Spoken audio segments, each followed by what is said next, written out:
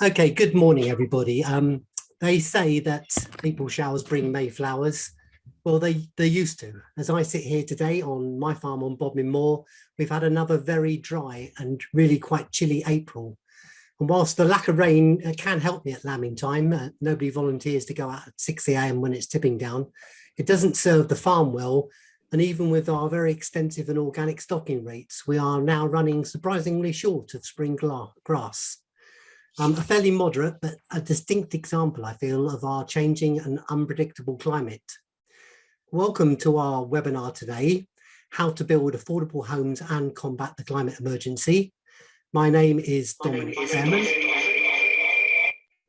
and as well as being a Bodmin Moor commoner, I sit on the board of Cornwall Community Land Trusts, and I also currently represent 6 very rural parishes in North Cornwall on Cornwall Council.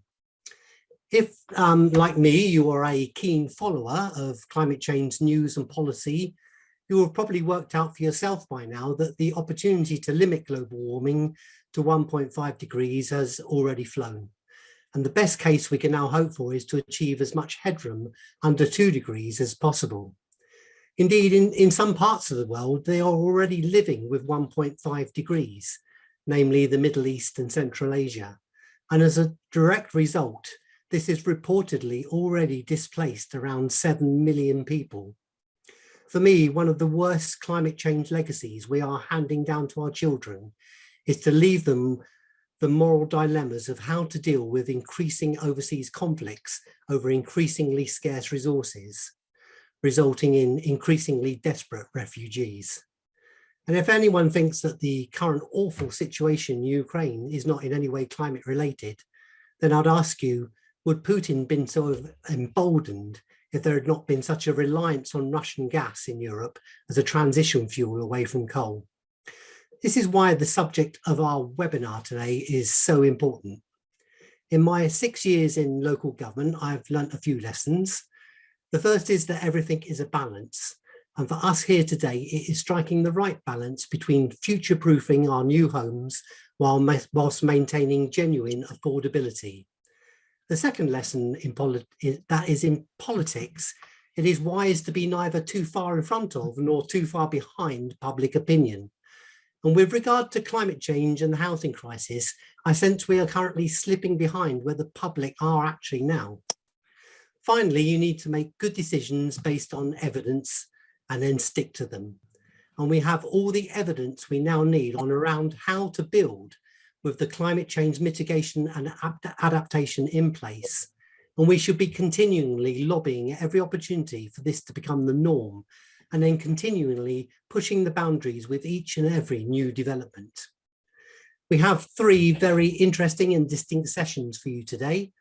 Firstly, a view from both senior politicians and officers at Cornwall Council with responsibility for both housing and climate change policy, followed by Helen Bone of Homes England to give us the national context. Then, after a short break, we have an array of industry professionals to talk you through the modern methods of construction, and then finally some real-life case studies from as far away as the beautiful Isles of Mull and Iona. My own personal preference for online meetings is that for as many people who feel comfortable to keep their camera on, but for everybody to turn their microphones off. In my opinion, this makes for a more human interaction when those of us who are talking can at least see some of their audience. We have a lot of people on the call today, but only 24 of you are visible on my screen at any one time. So if you want to ask a question, and I hope that many of you will, then the best route is to put it into the chat bar at any time during the sessions, and hopefully one of the team will pick it up, or perhaps to raise a virtual hand during the Q&As we have at the end of each session. So without more ado, it is my great pleasure to welcome 2 of my fellow Cornwall councillors from our current cabinet.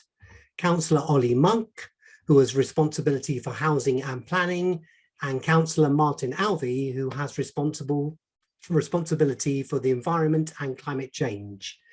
Knowing what very busy people they are, I will take a short question and answer session for them straight after their presentation.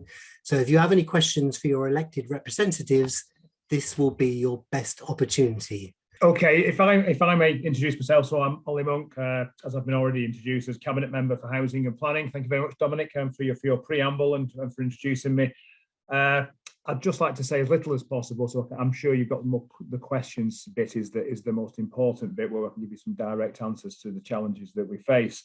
I'd just like to say thanks for the work that the Cornwall Community Land Trust is doing. It's vital work in not only producing some of the much needed affordable accommodation that we desperately need, but also in winning the hearts and minds of people in the planning process and laying the foundations really to build that trust within the public and get them to understand that we need to build some affordable housing.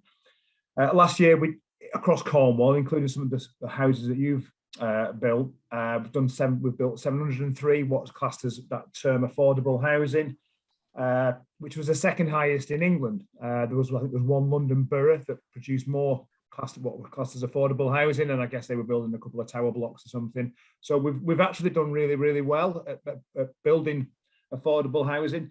However, the sheer weight and volume of demand sort of outstrips that achievement very, very easily. We've got ambitious plans for the future. We want to speed up delivery and deliver more overall, so we can work out just to come out consistently top of any sort of league table in the future of delivering more homes for local people. And each of our communities can play a part in achieving this. And by no small means, the work that you guys do is again, I must reiterate, is of extreme importance. And what I want to do is find anything that stops you producing and building more affordable homes, and I want to know what it is, and I want to know how we can help you and how we can speed up delivery. So if you've got a bottleneck anywhere and there's anything that you need and you think the council can help, then we're there for you. We want you to carry on producing and building the homes for that local Cornish need that's out there and is growing. So, you know, I think you guys and Andrew have done a fantastic job so far, and I'm sure you'll continue to do that as well. And again, we want to help, and I want to know what it is we can do to help you more. So without further ado, I'll pass you straight over to Martin. Thank you. Thanks, Ollie. And so my part in this first segment of the morning is to bring Ollie's overall discussion around housing into context with climate change. As Dominic said in the introduction, I'm the portfolio holder for environment and climate change at Cornwall Council. And my portfolio and Ollie's have a significant overlap, clearly, in terms of delivery of housing. I'm sure many of you will know that back in January 2019, Cornwall Council declared a climate emergency with the target of reaching net zero by 2030. I'm proud to say that I actually was the seconder of that motion way back then. And so have been particularly privileged to have been given climate change as one of the contents of my portfolio. And just to reassure you that Sorry, John, I meant to be in a meeting at 10 o'clock. I'm equally determined to deliver on that 2030 target as my predecessor with this part of the portfolio, Edwina Hannaford, was. So a key element of that 2019 declaration was within 6 months to create a plan in order to achieve that target, and a key element of that plan was to create what's known as a climate change DPD development planning document. So this is a document that will become enforceable as a policy in planning decisions moving forward once it's been adopted. Now, because it's a planning document, because it carries weight, the process to produce that is not an overnight one. And so it has to go through various drafting and consultation processes, for which we are now pretty much at the conclusion. It is currently with the Planning Inspectorate for what's called examination. And at that stage, essentially, the planning inspector is ensuring that the DPD doesn't contradict national planning policy, but it does reinforce it or fill in gaps where appropriate. So that document will hopefully, towards the end of the year, will get to a point where it actually becomes an adopted document, but it is already at a point where it carries significant weight in planning decisions and can actually be quoted in planning decisions. The creation of that document has been a challenge because we've got two competing forces at play here. Our strong desire to ensure that development is both environmentally and ecologically sustainable, and I'll highlight that Cornwall Council also declared an ecological emergency in November last year. But at the same time, what we also need to do is to ensure that we don't, or as far as possible, we don't create an environment which will prevent the delivery of housing, particularly affordable housing. So the costs that get put on developers through the development planning document have to be balanced against ensuring that we don't disincentivize development. And that's where organisations like the Land Trust are key in recognising that very fine balancing act.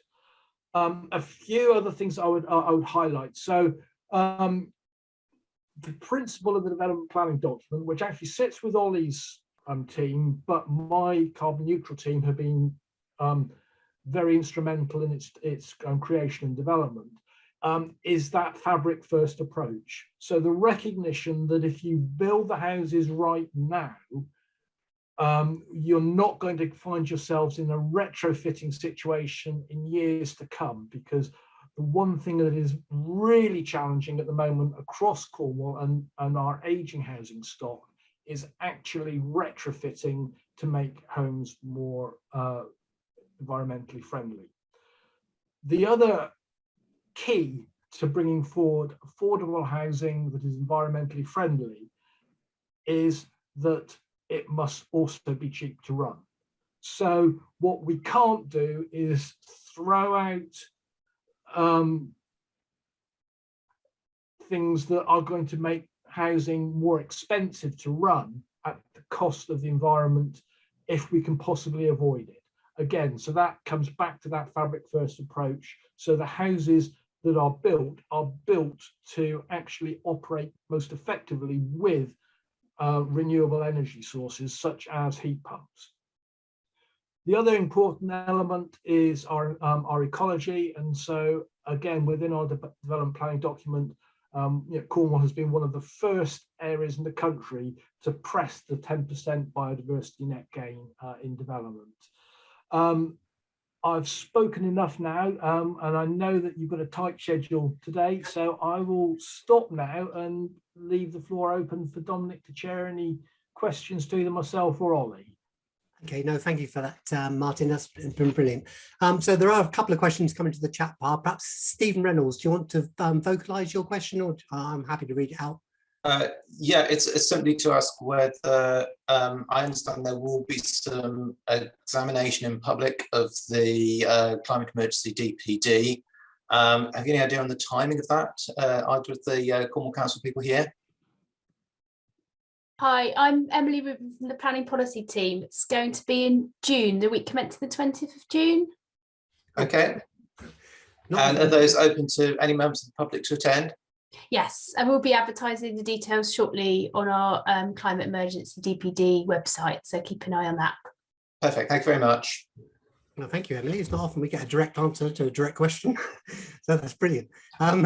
Sue Cooper has put in quite a long question. Sue, you can vocalise it yourself. I guess it's around, the answer will be around the next local plan and how we're going to manage affordable sites within that. Are they always going to be exception sites, or are they going to be more at the heart of people's communities? I think is the basic of the question.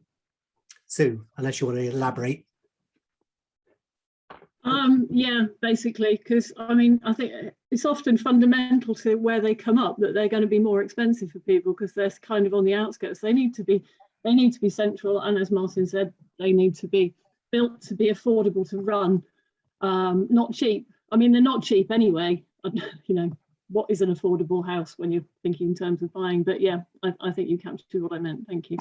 I mean, just very briefly, so the issue that you often find in a more central location is it's a brownfield site which costs more to actually prepare to start building on in the first place, and then the viability study comes into it and all that. So it's a, whereas if you've got a little piece of land and infill almost on the outskirts of town, it's often easier to get the viability levels right to actually make stuff that people can afford. However, I totally agree with you, and I know with the tier 3 devolution stuff that's being talked about, there's going to be a brown site grant fund available to try and make unlock some of these sites and make them actually viable to actually develop. But densification of an existing urban centre, I think, is part of the way to go, and it's something that we need to do. It's because obviously I'm sure the challenges that we all face, it's all well good, all sat here thinking, yeah, we need more houses that local people can afford to rent or buy, and then get those key workers to be able to get them on the housing ladder. The problem is, as soon as you start going towards the outskirts, is everyone kicks off about it, and it's extremely difficult to get planning permission in the first place. So I think densification has a very, very important role to play in this. However, it's just getting that viability issue sorted out. Okay, thank you for that. And then I'll just finally, for this question and answer session, I'll pick up a question from Rachel, who's from Hale, I believe, and a new community land trust, asking around, are there any, are the council going to provide any low-cost loans to help people get smaller sites off the ground? Rachel, do you want to elaborate on that, or are you happy? It was not so much a cap in hand question. Yeah, it's more about we're a new land trust, but I'm an architect with 20 years experience and done quite a lot with Cornwall Council. I understand how hard it is to get development projects to happen, but as a new land trust, what we're finding is two things: access to land or buildings. Cornwall Council are the best placed, in fact, to make tiny sites available to land trusts by far.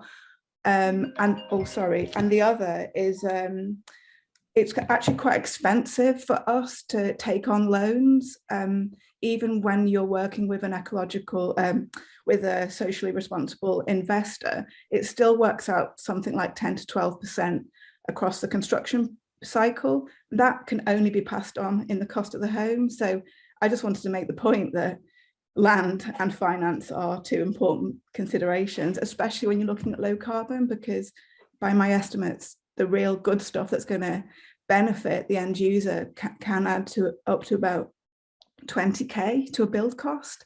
And it's really, really important that we work out how to tackle that, because we're all in the business of making low cost homes for the end, not the construction cost so much, but the in-use cost. That's where we want to get to. That's why we're all here. Thank you, Rachel. Some good points, and hopefully we're going to answer some of those points during the course of the day. That's the whole point of the webinar. So I'm going to thank our Cornwall councillors at this point. Feel free to stay as long as you like, but we need to keep the webinar roughly on schedule. And I'm going to move on to the next item on our program. Thank you, Dominic. Thank you all. Thank you, Ollie, and thank you, Martin. And which will be Andrew, as CEO of the Cornwall Community Land Trust. And I do believe you do have a presentation. Yeah, I do. Thank you very much, Dominic, and a big thank you to Martin and Ollie for coming along. Cornwall Community Land Trust works very closely with Cornwall Council as a partner, and it's great that the great work of the predecessor council is being carried forward in the work of Martin and Ollie. So we're enormously grateful to them for their efforts and for coming along today and supporting this event as well. So, well, look, how to build affordable homes and combat climate emergency. No one can accuse us of lacking ambition. I'm sure that many wags might ask why we don't go just a little stage further and claim that we're going to end world hunger and stop all wars as well. But yes, it is an ambition to build affordable homes and also address as far as we possibly can within the limited budgets available to achieve affordable housing, improvements in terms of climate outcome. We go on to the next slide. The background to this is, of course, the context at the moment is is the current housing emergency in Cornwall itself. And I mean, these kind of statistics, the 42% fall in the availability of rented homes, the 1 in 4 private renters who currently fear eviction, the 18+% increase in rents, and the 26% plus increase in construction costs, which have made many projects unviable at present, and we can't proceed with them. Then also the increase in notices to quit, which I know that many of us will have experience of that, or speaking to people who have, in the background, of course, of a very significant, almost industrial scale increase in demand for second-hand holiday homes. We go on to the next slide. I mean, the bright thing is that communities can do it for themselves, and there is a role for the community-led home sector. We're not going to be building at scale with the big boys and girls, but we can make a very big difference by lots of communities doing their own thing in their own locality. I mean, this is the latest in a series of seminars, webinars, a large number of them for communities seeking to address the housing need with permanent solutions. In the past, we've looked at finance and site finding, and today we're looking at climate change, and it's not just a hippie dream that communities can do it. You know, I think Cornwall Community Land Trust and the many local community land trusts around Cornwall and on the Isles of Scilly, and the work that communities have done in actually stimulating activities, have proven to deliver. And I think that our work and the work of others is testament to that. We go on to the next slide. So Cornwall Community Land Trust has helped to deliver 270 homes since 2007, when it was established, and is growing. Current projects include a recent celebration. Some of you may have seen in the media a week or so ago, down on the Lizard at Ruin Minor, where there were 6 additional homes there. There's a picture of some of the people outside the home, some inside, enjoying that event. One that we were pleased that local resident Jenny Agutter came along and pulled the curtain on the event itself. And then, I mean, beyond that, we obviously 6 is helpful, but we need to go further. As I say, we're not going to be building, probably not going to be building at the kind of scale that some of the others are, but we can make a big difference. And we have over 100 homes, either with planning permission or awaiting planning across Cornwall, and we're working with local CLTs and community-led housing groups across Cornwall as well. And there are some of the names of the places that we're working with and alongside. We go on to the next slide, please. That excluding Jenny there, that group of scruffs there are some of our team, and a small team of people within our community land trust, outside some of the homes at Ruin Minor recently. And so we are, for those that don't know, we're a charity, a community benefit society. We're an umbrella CLT and a community-led homes hub. We're led by a board of volunteers. Dominic is a vice chair of that, with a range of skills, and we include a tenant representative in those members. We have a small staff team and of housing and development professionals. We work alongside Cornwall Rural Community Charity, where we share an office, or our tenants in their office in Penzance, and we recently moved from Truro, that is. Some of you may remember, and we work alongside other housing, that is like other housing associations, like Cornwall Rural Housing Association, Coastline, Astor, Cornwall Housing, and ethical lending partners. Some of you've met these at previous events. It is like the Charities Aid Foundation and others. And we're also a registered provider, so we are kind of equivalent to a housing association when we need to be, and an investment partner with Homes England. If you go on to the next slide. Then in relation to combating climate change, our board regularly reviews our construction standards and maintains aspirations to try and press us to go further in terms of the outcomes, and advises communities and manages those expectations through those construction standards. And this includes setting energy performance certificate targets, electric vehicle charging points, wildlife mitigation and enhancements, and other targets within the developments we're engaged in. For example, at Ruin Minor, we achieved through quality of the build there, and as Martin was saying earlier, fabric first approach, very close to an EPC A on those homes, and they, like all of our projects, are either have air source or ground source heating or solar heating. We've not yet used MMC. Modern methods of construction. We'll be hearing more about that a little bit later on, but certainly keeping an open mind on that. We're working with local companies to achieve high air tightness and in the quality of build, and we're also a member of the Southwest Procurement Alliance, who will be speaking today. On to the next slide. There's the professional support available. We'll help community groups. Obviously, Policy 9, which I think has been mentioned already in some of the discussion, is obviously one of the primary tools that we use in order to be able to manage the costs of development on rural exception sites, as they're known. And we can help communities with the call for an identification of land, the gathering together for finance, and also making sure that at the end of the day, that pragmatism ensures that we can kind of deliver projects rather than just dream about them.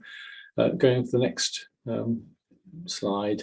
So communities we can help communities by one of a number of options, either setting up a CLT or by setting up a housing working party where CCLT takes the risk on behalf of the community, or working with self-help projects like co-housing and housing co-op groups. Go on to the next slide. And so today's webinar is obviously, you've heard about the support from Cornwall Council. We'll be hearing more about it from officers in a moment. As Dominic said, we've got some excellent speakers coming to you from other walks of life and experience as well. So that's onto the last slide, which is to say thank you to you all and moving on. So thank you very much, Dominic, for allowing me to. Thanks for that, Andrew. And obviously, I don't have to ask if you're sticking around for the Q&As. You'll be here. So next on the list, I'm really pleased to have a representative from Homes England, Helen Bone. The title of her thing is the National Context and Delivery of Housing. Homes England are an arm of government who are there to drive, good housing everywhere, and in particular, they are particularly interested in affordable housing, which Helen's takes the lead on. So, Helen, are you with us? Dominic, can you hear me? Yes, I can hear you loud and clear. It's always a relief, isn't it? Yes. Good to see you again, Dominic, and thank you very much for inviting Homes England to take part in this webinar. I'm in another webinar this morning also, so I'm dialing in and then I have to dial out again. So I'm just here for this very particular session. And as Dominic has said, I'm going to say a little bit more about Homes England, but we are a government agency, and I'm going to be specifically talking about how we are using our investment to drive energy efficiency and increase productivity of housing. So can we have the next slide? And thank you very much for Perrin for doing the slides. Okay, so Homes England was set up in 2018 to play a major role in fixing the housing market. And I'm not going to talk to every word of this slide, but there's a few detailed slides and I'm going to make them available so that they can be circulated. And I've got another set of slides specifically on modern methods of construction that Patty's asked me to make available, and I'm very happy to do so. But just in terms of context, it's worth remembering we have quite a broad agenda. So we actually acquire land and bring it forward for development. And we have a range of investment products, including debt funding. So we do lend into the housing sector. We make money available for infrastructure funding, equity funding, but I'm specifically going to be talking to you today about grant funding. We also use our network's influence and expertise to work with all of you, and Ollie's comment earlier about what else can we do to help speed delivery is absolutely what we're here to do. So it's brilliant to have an opportunity to talk to all of you today and to offer that out to you. We here at Homes England are here to walk alongside you, to support you in your ambitions to deliver really high quality affordable housing. And so there's a couple of things I'm not going to talk about today, but I'm going to make some links available into the chat because I think they're really worth knowing about. I mean, Emily will probably flag up one of them in the next session, which is around the government's work around the Future Home Standard. And also I've got a link to the information about what the government's doing around the existing decarbonisation of social housing, and that was something Martin mentioned about retrofit and what we do with our existing housing. So all of that are elements of work that government are involved in, but I'm not going to talk about today, but I will put in the chat so that you can follow that up. So can I ask for the next slide, please? So I'm going to talk specifically to you about how we're using the Affordable Homes Programme to drive energy efficient and increase productivity of affordable housing. And we were delighted to launch in 2021 a new 5-year programme that the government has allocated £7.4 billion to deliver up to 130,000 affordable homes. In terms of context, these are homes over and above the homes that are delivered through what people might know as through Section 106, i.e. those that are delivered through the planning process. So these are additional affordable homes. So particularly things like 100% affordable housing schemes. So when Andrew talked about, for example, rural exception sites, they tend to be 100% affordable and they require grant funding. And that's the process, that's the purpose of our funding. So a bit more detail there for you to read and take away, but I'm not going to talk to today. If we can move on to the next slide. So one of the comments I heard from one of the participants about, you know, what is affordable housing, and it does mean different things to different people, but for us through the Affordable Homes Programme there are some very clear definitions of what we can fund as an affordable home, and that is homes for rent which are either at social rent or affordable rent. So social rent has quite a complex calculation, but affordable rent is up to 80% of market rent. So we can provide more details on those definitions if you need them. But also a key government objective is helping more people into home ownership. Therefore, we also fund routes into home ownership, and that is predominantly through our shared ownership model. Although also now we do grant fund home ownership for people with long-term disabilities, older people's shared ownership, and a product called Rent to Buy, where you can rent for up to 5 years before buying your product. Now, there'll be other tenures that people will be hearing about, for example, first homes. That is another route into home ownership. It's not one that we fund through the Affordable Homes Programme, so I'm not going to talk to that today, but again, can provide more detail should you need it. And probably really important to say here, given the rural context for many of you, is that we have for the first time in the Affordable Homes Programme a target for rural housing. And I think that's really, really good news for all of us, because it keeps our feet to the fire to say, are we doing the most we can to be delivering rural housing where we know there is such significant need and such pressure on affordability. Next slide, please, Perrin. So just a little bit about how organisations can apply for funding. We have two main routes. So one of them is through strategic partnerships, which we organise multi-year deals with some of our larger housing associations. So Andrew mentioned, for example, Astor, and Live West would be another one who are active in your patch. They are strategic partners, which means they have applied for multi-year funding. They have that funding now. They have some rural targets, which is worth talking to them about. And I would encourage you, as you develop your projects and schemes, to be talking to our strategic partners. They bring a lot of capacity and capability. However, we recognise that there is a massive opportunity to really support our smaller and specialist providers. So Cornwall Community Land Trust are one of those as a registered provider and investment partner at Homes England, and we have many more. So we have a more flexible way for organisations to bid in on a scheme by scheme basis for funding to us, and Cornwall CLT have done that in the past, and we very much hope will do so in the future. Just one caveat is that if you are applying for a rented tenure grant, then you do have to be a registered provider. We do need you to be regulated by the regulator of social housing in order to access our grant. Next slide, please. So I hope you'll be heartened to hear that we have some really important strategic priorities to deliver through the Affordable Homes Programme as set out by government. One of those is a significant focus and investment in modern methods of construction, and I'm going to talk a little bit more about that in a moment.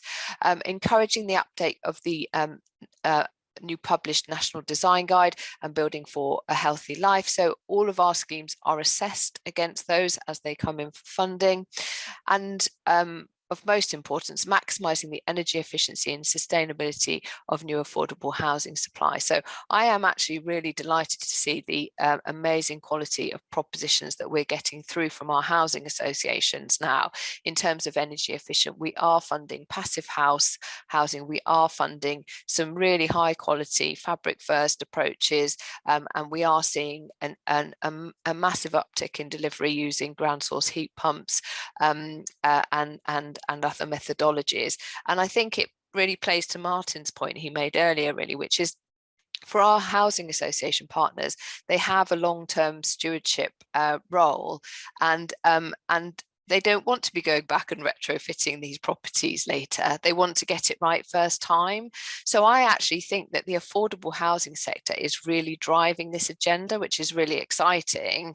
And I also think that we can, through our investment, drive that quality up further. Now, I recognise from some of the conversations that we've had today that people's concern about, well, that costs more. So we do recognise it costs more, and I had a good conversation with the Cornwall CLT trustees just the other week, where we talked about the fact that, and I hope it's heartening to hear that Homes England do understand that, you know, if we're delivering in a rural area, if we're delivering very small numbers of houses, sometimes, I mean, Ruin Minor was 6 beautiful and brilliant houses, much needed. And if we are looking to drive really high energy efficient homes, that this is going to cost more. But actually, if we don't do it now, we'll just have to do it later. And so we do have the flexibility within the Affordable Homes Programme in terms of how much grant could be made available for those schemes that really are pushing those funding priorities for us. So we recognise that there are additional costs associated with those, and we will support those where we are. Where we often work very well in partnership with Cornwall Council is where we might partner fund. So where a scheme may be very expensive, we might be able to offer a certain level of grant, and then Cornwall Council often come up using commuted sums or other funds to top that up. So we can support fund support and specialist housing. We're particularly keen to work with SME providers, and again, Ruin Minor was a great example of a local contractor and who had such amazing pride in what they delivered, really. So why would we not want to do more of that? And we're trying to use our investment to increase how many SME contractors there are. So next slide. How am I doing on time, Dominic? Yeah, that's absolutely fine. Are you nearly the end of your yeah, I just got 3 slides on MMC. Yeah, okay. Is that okay? Yeah, go for it, yeah, so I just thought it would be interesting just to flag, because I've seen later on in the agenda and I can't stay, so I apologise for that you will be talking about modern methods of construction. So I just thought I'd talk a little bit about what Homes England's doing in that, and then what we might want to do is follow this up. There might be a future session. So I'm not the technical expertise on this, so I'm going to talk to these slides, but I think, you know, perhaps there's a future session we can do. So if I could ask for the next slide, Perrin. So again, I hope you'll be heartened to hear that one of the key strategic objectives that government has given us is improving construction productivity. We're just coming to the end of this strategic plan, so we have done a lot of work around this, and we are developing our new strategic plan, and MMC is going to feature very, very strongly in that. Next slide, please. So I just thought I would just highlight one of the ways that we are looking to learn and accelerate the delivery of schemes through modern methods of construction. I recognise some of these are large sites and aren't necessarily going to talk to the audience here. So before I talk about them, I just wanted to give one example of a scheme that we've recently approved an allocation for, which is a community land trust in Wiltshire called Seed Cleave, CLT.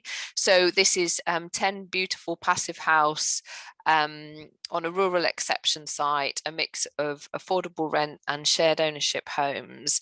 And this is a small rural provider, Whitehorse Housing Association, and they have around 350 homes. So I want to use that as an example really, because we're working with very, very small providers who are doing MMC. We are targeting our strategic partners. So the likes of Live West and Astor have targets to deliver around 25% of all of their delivery using modern methods of construction, because this is how we're going to do the learning, and we're going to create the economies of scale to shift the way that we are building houses. And just as an example here on this slide, we are using our own land holdings, and we are disposing of these sites to developers who are committing to deliver these sites using modern methods of construction. And then this is all part of an evaluation project, which will then evaluate and feed back and come back out through the sector. And again, in conversation with members of Cornwall CLT, we did talk about whether we could invite to a future session, for example, some of our housing associations, our larger housing associations who have done a lot of R&D in this space, and I think could really share some interesting stuff. I know you've got stuff later on today and that may well cover it. So next slide, and I think I'm nearly done. To talk about how we are using our investment also to invest in housing factories. So I'll leave you to read that, but we are investing in Ilka Homes. And the final slide, we are also investing in, I'm going to try and say this right, Sekisui House, which is a joint venture between Urban Splash, Sekisui and Homes England. So what I hope this just illustrates is that we're trying to, through government and government funding, really pump prime and accelerate the delivery of homes through modern methods of construction. And I think that's it, Perrin, is it? No more slides. No, thank you for that. That's been absolutely brilliant. I'm heartened, actually. It's good to know that there's an arm of government doing so much good work. I believe that, yeah, there probably is something in the future we can look at. Modular housing hasn't really come to Cornwall yet, and obviously it's something that needs to be done at scale first, but I think on the back of all the lessons learned on bigger sites, there's something we could all look into at that on that score. So thank you very much for your time. Really appreciate you coming out of your other webinar just to talk to us in Cornwall. That's brilliant.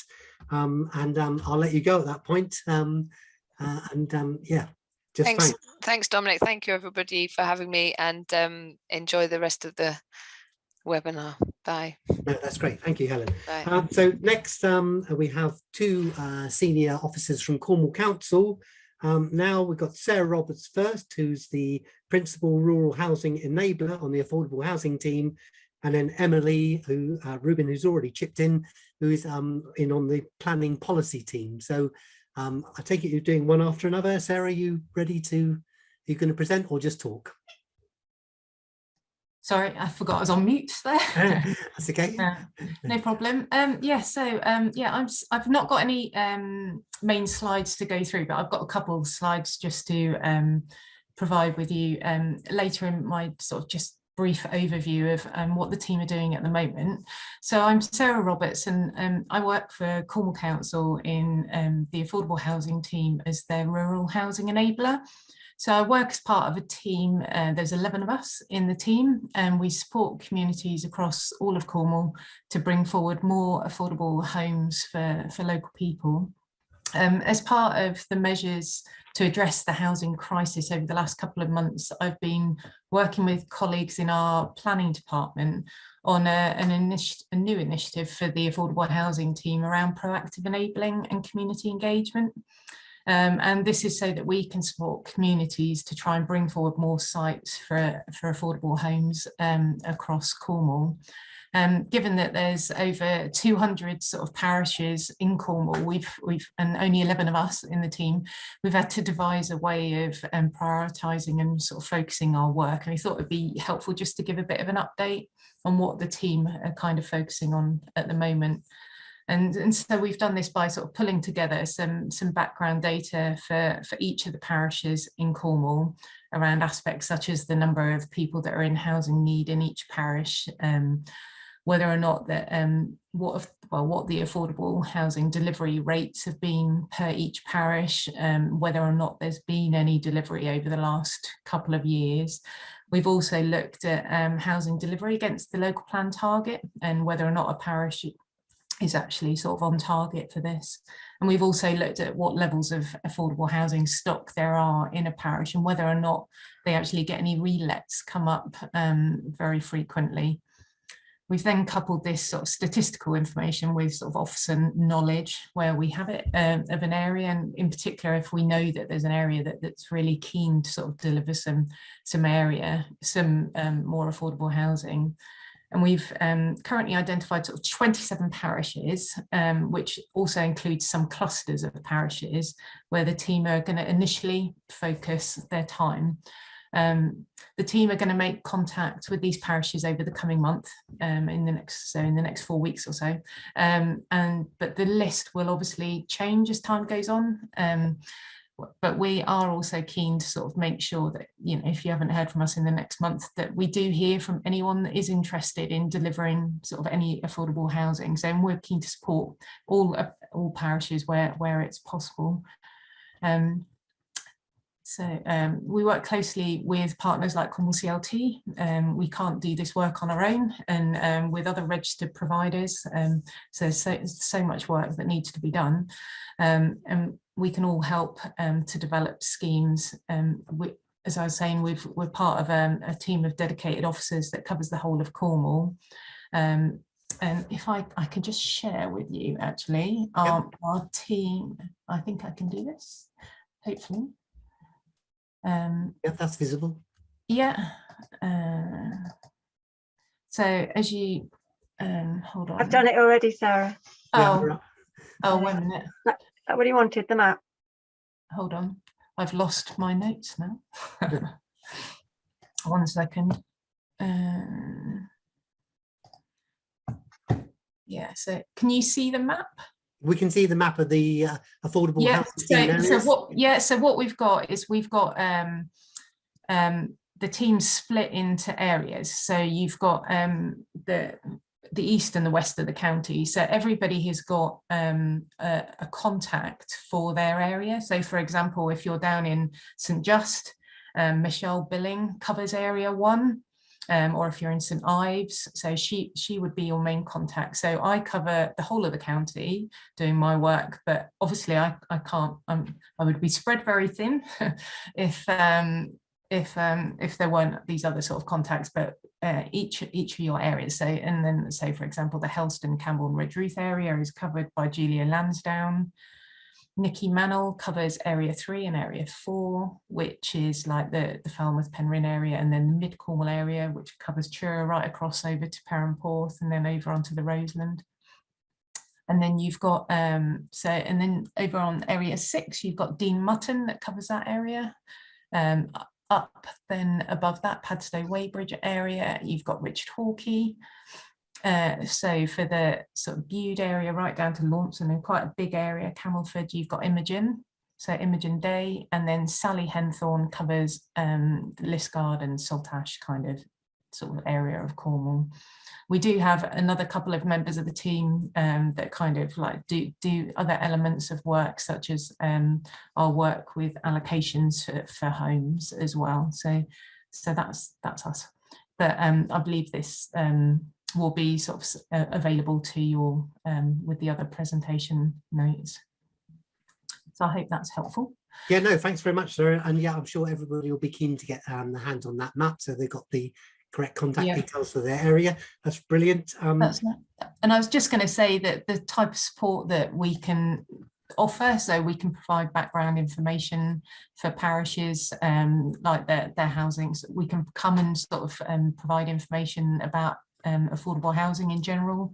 We can help with sort of looking at sort of potential land, considering sort of constraints and opportunities and land ownership. So we can do land registry searches to support communities for doing that. And we can support with like community consultation, and also with kind of identifying partners as well.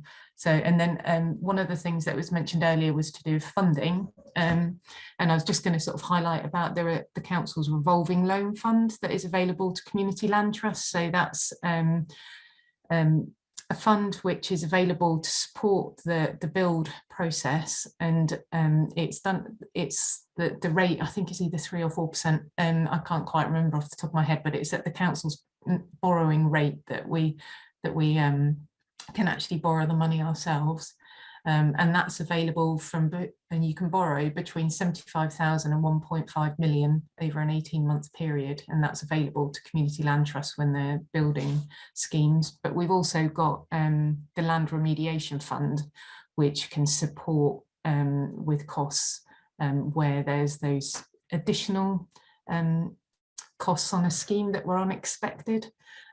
All this information is available on our council's website. So if you just if you go onto the Cornwall Council website and you follow the affordable housing links, we do have a community-led housing section, and it's got all the links on there to our grant funding that's available. Also on that page, there's information about our rural housing toolkit, and I'm in the process of updating that, and that's actually quite a useful step-by-step tool for communities to undertake this delivery, supporting them to undertake this delivery themselves. And so that's being updated at the moment, and the new version will be available in hopefully by mid-May at the latest. So but that's really helpful. It's got lots of information in it about how communities can do sort of searches for land and things like that, and finding partners and stuff. But I hope that's helpful. Yeah, no, really helpful. Thank you very much for Sarah. I'll rush straight on to Emily now, if that's okay, and then we'll take some questions after that. Emily, you ready to present or talk? Emily Rubin? I haven't got my list in front of me. She's been unable to stay. You're on mute. She's on mute. Thank you. Hopefully you can see my screen there. Not yet, we can't, I'm afraid. Oh, right, I will try again. So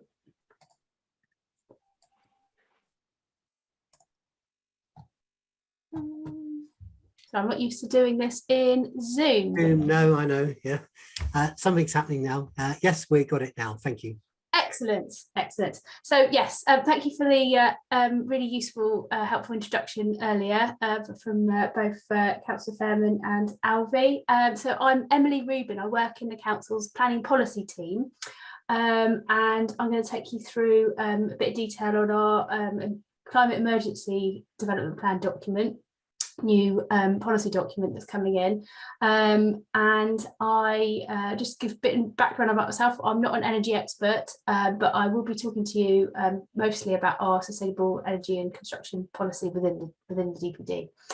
So to give you an overview of what the DPD kind of is and what it's trying to do, it's a suite of new policies which have been prepared in response to the climate emergency that the council declared back in 2019. There have been 2 rounds of full public consultation, and it's been submitted to the Planning Inspectorate in November last year, which sort of kick-started the public examination process. And as I mentioned earlier, we've got the hearings in June. It's going to be the week commencing the 20th of June, and look out for details on our website. I've got a link later in the presentation, so you can see more details about kind of what's going to happen and where, as we're able to publish that. And it's hard to say, but hoping that we might get the inspector's report in the autumn, which will give us some guidance on whether or not how we can proceed. Hopefully it will say that we can move ahead and adopt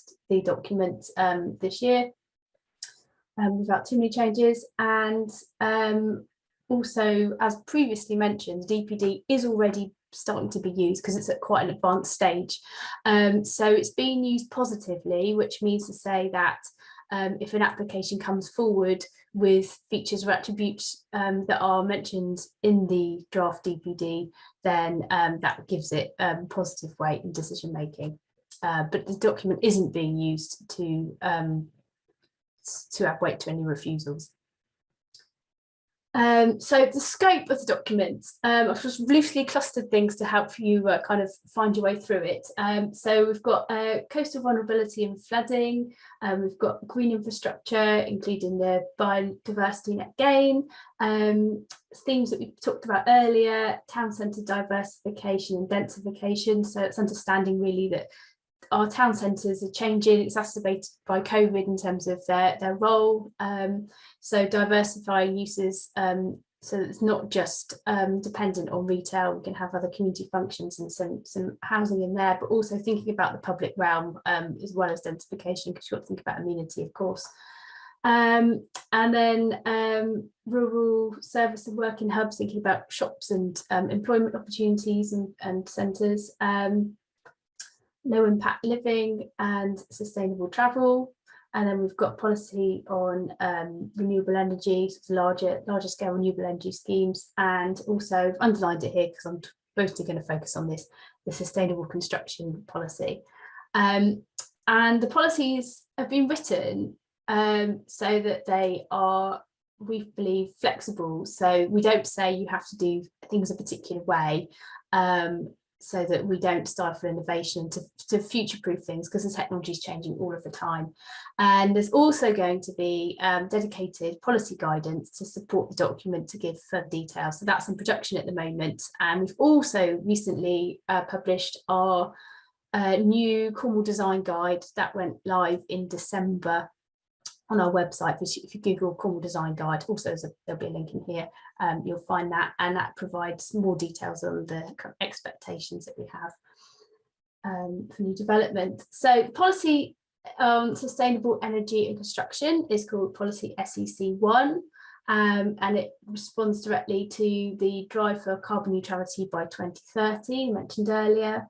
High levels of fuel poverty. So before the recent energy bill crisis, we were looking at figures in the range of 11 to 13% of households, and that's slightly higher than the England average.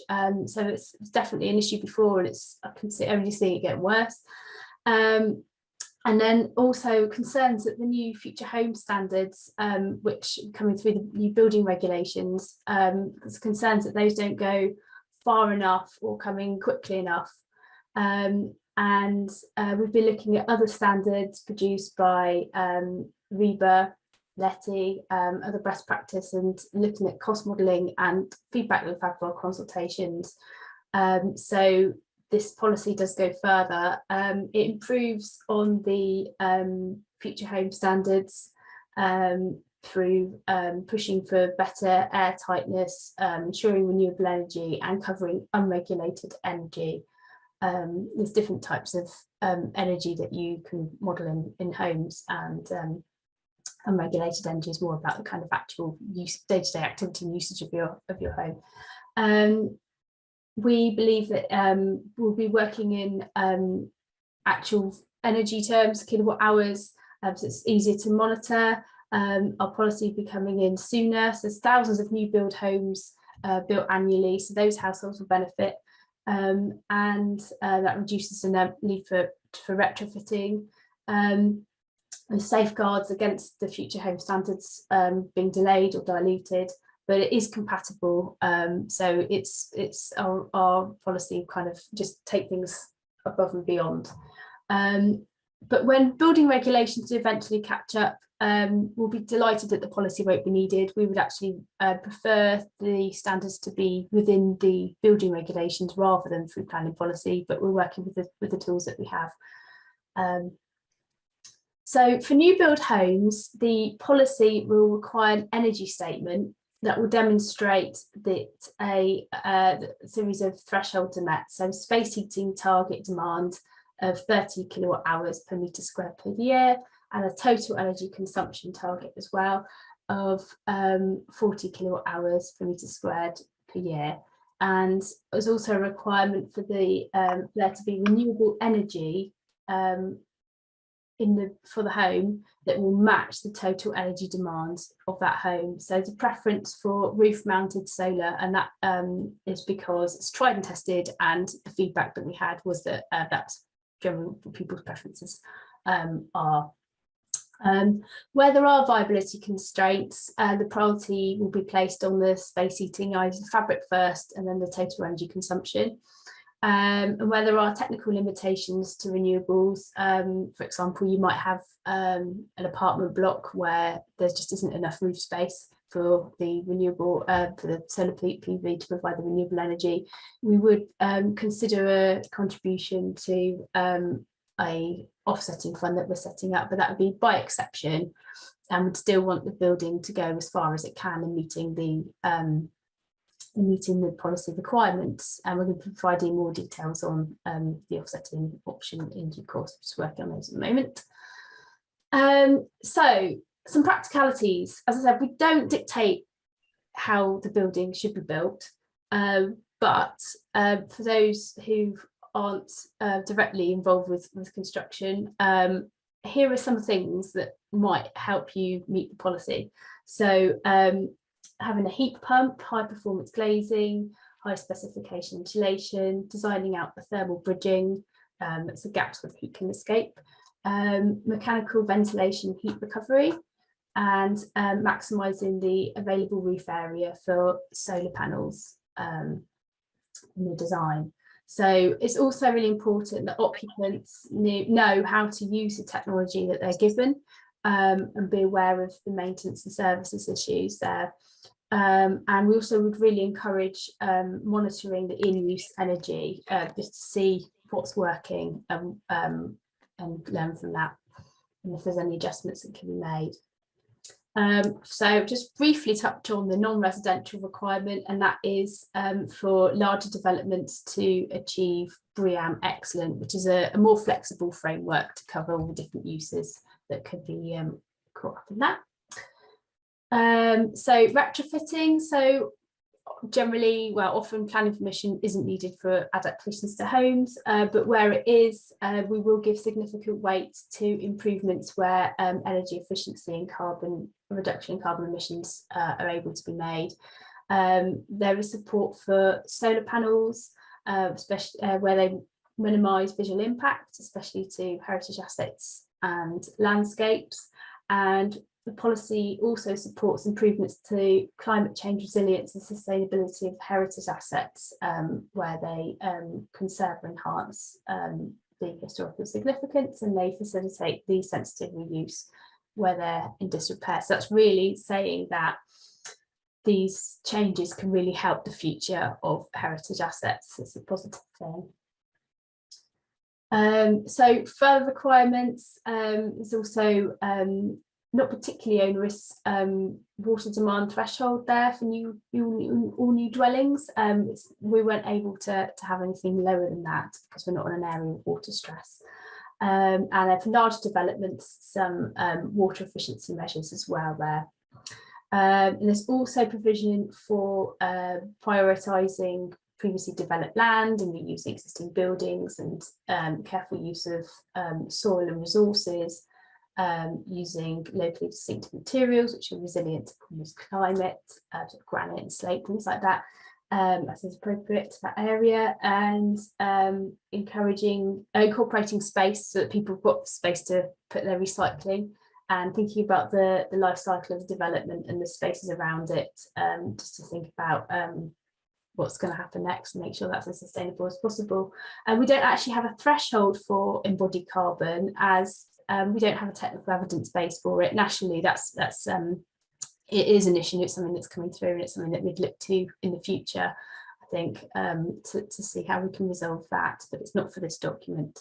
but these are things that we're encouraging, certainly, thinking about minimising waste there. So if you want to know more, some links I mentioned, we've got the climate change DPD link there, it's got the latest draft, it's got the evidence, and we'll have updates on the examination shortly.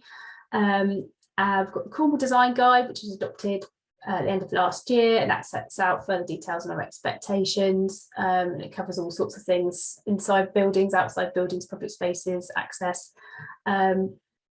Another imminent document is a plan for our places. This comes under the Prosperous Cornwall 2050 stream of work that we've got, and it's a very high level long-term strategy for the next 30 years. It does include the importance of energy efficiency, and this document's really going to sets the tone for our next local plan, which we're starting to think about. It covers lots of different topics as well, so it relates to transport, economy, all sorts of things. So yes, that's me. Thank you for listening. Oh, brilliant. Thanks very much for that, Emily. That's been fantastic. It's generated a lot of stuff in the chat bar, and I, through my poor chairing of allow Story, run straight over the Q&A session. So I'm going to kindly ask whether you and Sarah would mind trawling through the chat bar, responding to the specific points that have been raised, so that everybody can get an answer to their questions, and then that would allow all of us to take a break, which would be good. That would be fantastic if you could do that. And I'm guessing, actually, I was going to ask at the end for themes of another seminar in the autumn. There seems to be lots of questions that would apply to how the next local plan is going to be shaped. There's lots of questions around, should we building on greenfield sites, do all exception sites need to be on the outsides of villages and those sorts of things.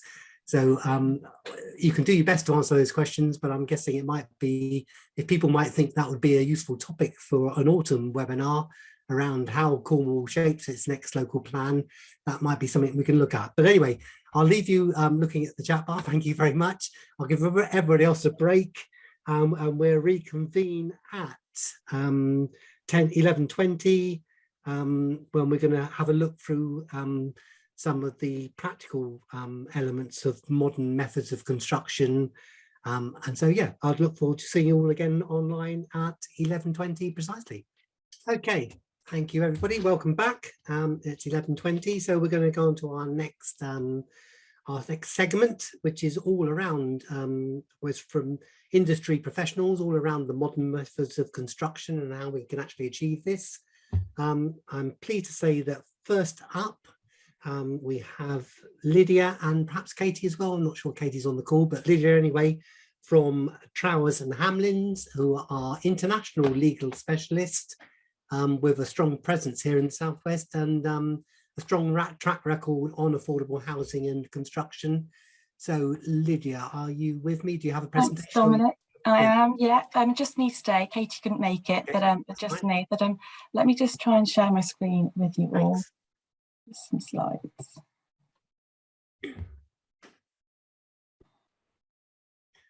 Hoping you can all see that now.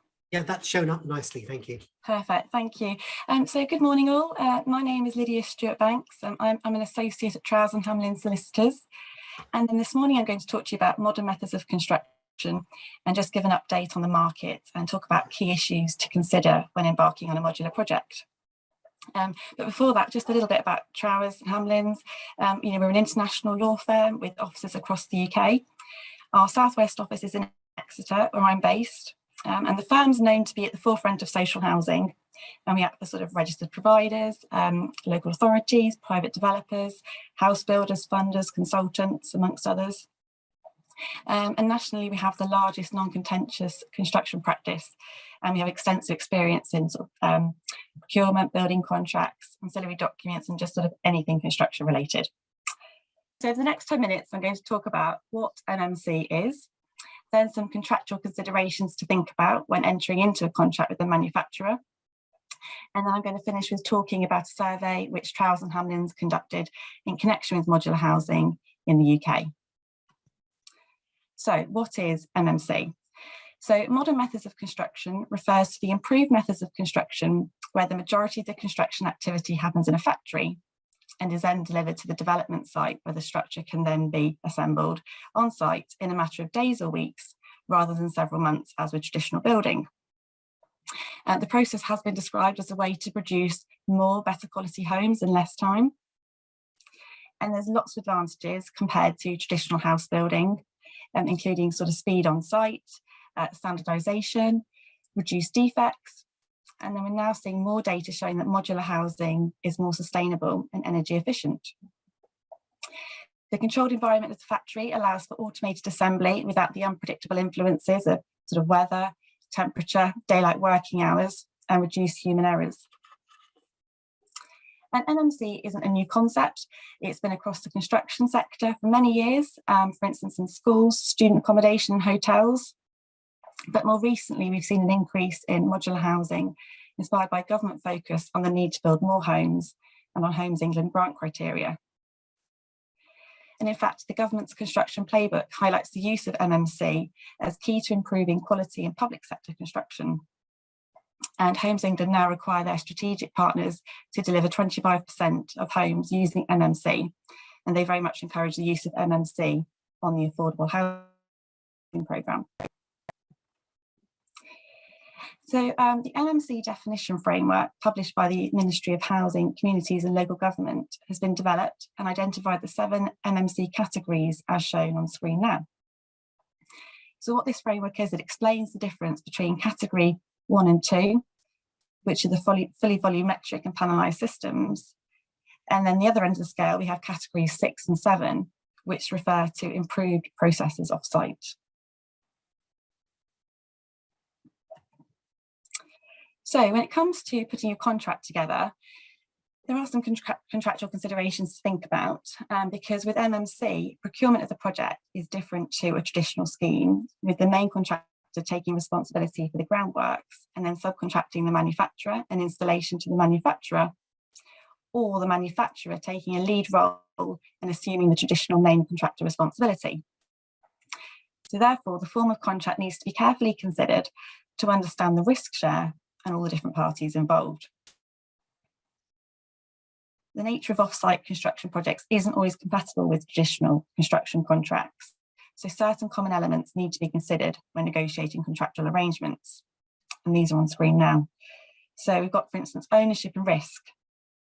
So as the modular units are constructed off-site, when it comes to drafting the contract, it needs to be specified who the owner is and at what point the client takes ownership.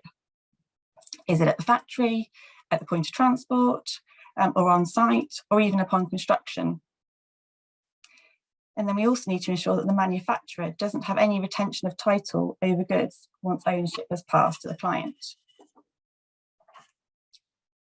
Drafting also needs to be clear on when the risk passes, whether it will pass on payment of the goods or at the point of delivery to the site. What should also be considered is a provision providing ownership in the off-site goods upon payment, and that could be supported by a vesting certificate providing some written assurance. And it's also vital to include a provision allowing the client or their representative to access, test and inspect the goods or materials whilst off-site, even in transit, and certainly during construction. Another aspect to think about then is transportation, because once the modular units are ready for delivery, they'll need to be delivered to site. So again, in the contract drafting, we need to ensure that obligations are included for safe and suitable delivery, insurance obligations and storage, whether on or off site, and for any damage. And this goes beyond the usual obligations to procure contractual risks or public liability, employer's liability and PI insurance. Then when it comes to payment, something to consider is using milestone payments rather than the standard monthly payments, because it offers better security and reduces the risk of being left out of pocket. And then something else to think about is accreditation and insurance. So any building contracts and appointments will need to reflect the requirements of any accreditation scheme, as well as any latent defects insurance. So the purpose of the accreditation is simply for the modular build aspects, and that process involves the accreditor, whether it be like BOPAS or NHBC accepts. They will carry out a review of the off-site product and make inspections at the factory. And the accreditation provides assurance regarding the lifespan of the product and aims to assure mortgage lenders that a property will be mortgageable for at least 60 years. And then ideally, this should be underpinned by warranty provision from NHBC or LABC, who'll provide insurance-backed cover for any defects. Something else that's current at the minute is that the Offsite Homes Alliance is currently developing an NMC PAS standard at the moment with CLUCH, a performance hub with a stakeholder group that's widely accessible. And then what I just wanted to touch on now is a survey which Trowse and Hamlins conducted in August 2021 across the public and private sector housing to understand whether the renewed impetus and focus on use of MMC has driven any change in the sector. So our survey results showed that when it came to funding public sector homes, around 50% has been funded by government grant. And that isn't surprising to see given the strong lead taken by Homes England to encourage the use of MMC. And further survey results showed that when questioned as to whether it was harder to obtain funding for the project compared to obtaining funding for a traditional scheme, 67% had said there was no difference. So these findings show that barriers are being broken down and revealing some greater confidence in the longevity and viability of modular housing. And then in our latest report, which we published in March this year, we found that build quality and costs are among the key drivers across the public and private sectors. The need for less labour when building with volumetric and panelised systems was also a motivator. And that isn't a surprise given the construction industry is facing the skills and labour shortage. And equally, the argument for sustainable development and energy efficient homes is very high on the list as a driver for using MMC. So this undoubtedly reflects the increasing move towards and pressure for funders and developers to transition to net zero carbon. So our preliminary findings from our survey demonstrate an increasing appetite for using modular and demonstrated that parties across the housing sector are willing to consider innovative solutions to overcome some of the hurdles. But the MMC is generally viewed more positively as an alternative to traditional build. So, well, thank you for listening today. If you have any questions, please ask them during our next Q&A session. Alternatively, my details are on screen now, so feel free to drop me a line if you would, if you'd like sort of any more information, perhaps about our surveys or our reports. Otherwise, I'll pass you back to Dominic. No, thanks very much, Lydia. That's very thought-provoking, actually. It's obviously going to be a huge part of the story going forward, modular building, and it's good to get some of the details on some of the, perhaps some of the issues you don't immediately think about when it comes to it, brought to the forefront. So no, thank you for that. That's brilliant. So we'll move straight on next to Phil Blackmore, who's the Regional Procurement Manager at Southwest Procurement Alliance. They're a non-for-profit organisation hoping to facilitate, social housing and public buildings and make them all, cheaper for us all. So where are you, Phil? Are you? I'm here, Dominic. I'm here. Yeah. Just like some others, we're used to using Teams, so using Zoom's a little bit different. So I'll just hopefully this works. Okay, thank you. Okay, can you see the slides? Not quite yet. No. Let's try that one. Yeah, something's happening now. Yes. Yeah. So if you want to make that full screen or not, then that would be ideal. We're there. Thank you. Perfect. Yeah. Hi everyone. Hope you're well. Thank you, and thanks very much for asking me to speak to you all today. So just a quick introduction. My name's Phil Blackmore. I'm the Regional Procurement Manager at Southwest Procurement Alliance. I joined in December 2020. I've worked as a procurement professional for around 15 years across a number of industries and sectors, including healthcare, social housing, and construction. I'll be touching very briefly on the benefits of MMC. I know Lydia's kind of touched on a few of them. And I'm sure you're fully aware of some of them as well. But I also want to particularly focus on, just because of my profession and my role at SWPA, is the procurement barriers to adoption of MMC and how contracting authorities and procurement framework providers can help overcome these barriers and ultimately build affordable homes and combat the climate emergency. So SWPA are part of the LHC group, who've an established kind of construction framework provider since 1966, and my particular region covered the southwest of England. The frameworks cover refurb, retrofit, compliance, traditional build housing, and we've also got our off-site MMC for new homes framework, which has been going since about 2015 and has proved very successful. We at SWPA are very committed to combating the climate crisis and helping public sector organisations to build affordable homes. And we've recently made the decision not to renew our traditional housing framework. So we're fully concentrated on the MMC and offsite market. So what are the benefits of MMC? Speed. MMC projects can deliver time savings of between 10 and 50% of construction time, which may mean opening early and the revenue benefits that brings, or the ability to deliver a project within a specific time deadline. So for a school term, for example. Quality, it's much easier to control the quality of the finished product once you have a more meticulous process and are carrying them out in a controlled, dry, easily accessible environment. Consequently, defects are reduced as these are captured at source and the fit and finish is better. Sustainability, the use of MMC is a direct impact on the sustainability and carbon content of a project, both in construction and in use. This is down to more rigorous design processes, factory quality control, reduced waste, higher levels of air tightness, and fewer transport loads. Safety, so activities in an MMC process are more predictable, with a consequential reduction in risk due to improved efficiency and productivity. Also, more site work is moved to the factory environment, meaning a reduction or elimination of working at height, and better separation of personnel and vehicle movements, and the ability to introduce mechanical assistance. Reduce disruption.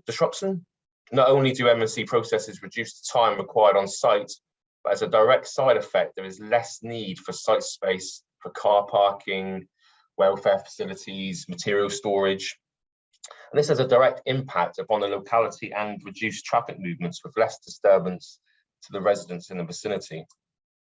This is particularly beneficial in certain environments such as hospitals, schools, and densely populated areas. There are also a number of wider societal advantages, including better building performance through robust design processes and better quality control processes, meaning that the performance of the building is more predictable and level of defects initially and longer term are lower. And through a fabric first approach, the cost benefits for the end user are substantial, because in a world where gas and electric costs are obviously through the roof, and the costs for estate maintenance teams will also be significantly lower. And improve social value. So whether that be through the fact that jobs in the factory environment are safer and more sustainable, and also offers employment opportunities to individuals with caring responsibilities or disabilities. You know, there are multiple benefits to be obtained through the shift of work away from the construction site.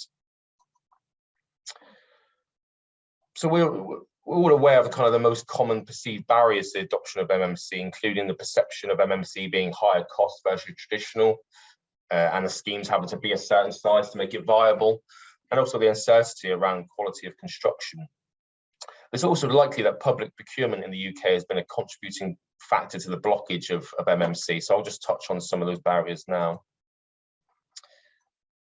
Supply chain resilience. So poor supply chain resilience can affect profitability and fundability of projects.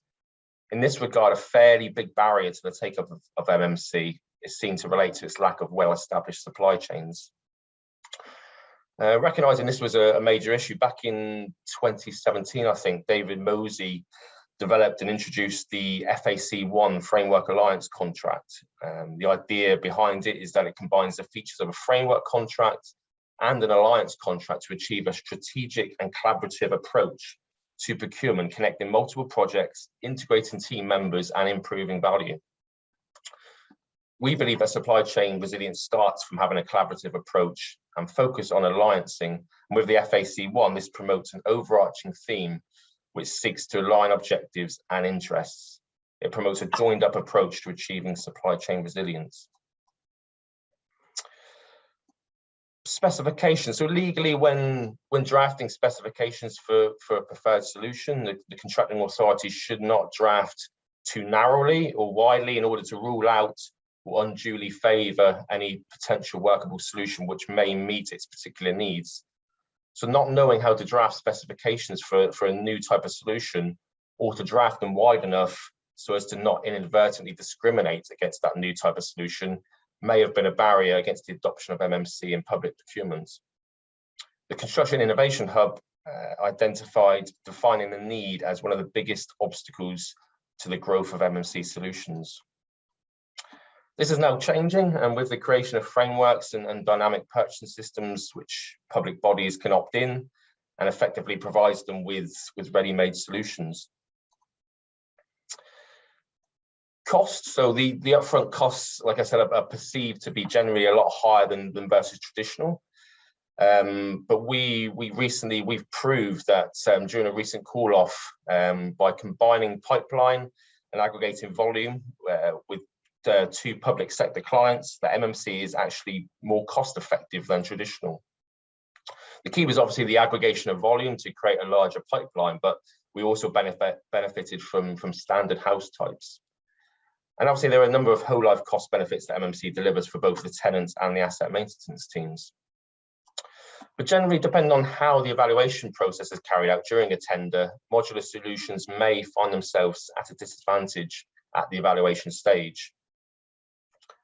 So procurement authorities need to structure the cost evaluation through whole life running costs, and procurement need to move away from traditional transactional risk-averse approaches to recognise the value in MMC. So whole life costing is permitted under the public contract regulations as a means of carrying out the financial appraisal of tenders. And with the government's procurement green paper, what used to be MEET, so most economically advantageous tender, we should now be looking at MAT, so the most advantageous tender, which helps to kind of eliminate the thought of cost being the most important factor when evaluating tenders. And the final one is innovation. So it's imperative to innovate in construction, and that's never been greater. Productivity and sustainability issues, including net zero carbon, need to be addressed, and resilience design into our buildings. MMC exists to help facilitate this change, but business as usual procurement methods are a frequent barrier to its adoption, particularly for SMEs. Too often it's presumed that if common best practice is followed, then the best outcome is achieved. The results are often compliant, but inflexible, tried and tested procurement that leaves no room for innovation. One of the changes that can be made to nurturing innovation, deliver improved outcomes and removing barriers is by early supply chain involvement. There was a lack of visibility for the offsite supply chain, and this needs to be addressed and aligned with traditional methods, with existing pre-qualification tools, etc. With the government introducing a new competitive flexible procedure, as outlined within the green paper, it means that contracting authorities can design their procedures to fit their procurement, to encourage innovation and allow them to engage with the market more effectively and proactively. Just a couple of slides to finish off. So how can contracting authorities procure effectively to ensure they obtain the benefits of MMC and help tackle the climate crisis? So as I've mentioned, early engagement with the supply chain, collaboration, aggregation, standardization, it works, we've proved it.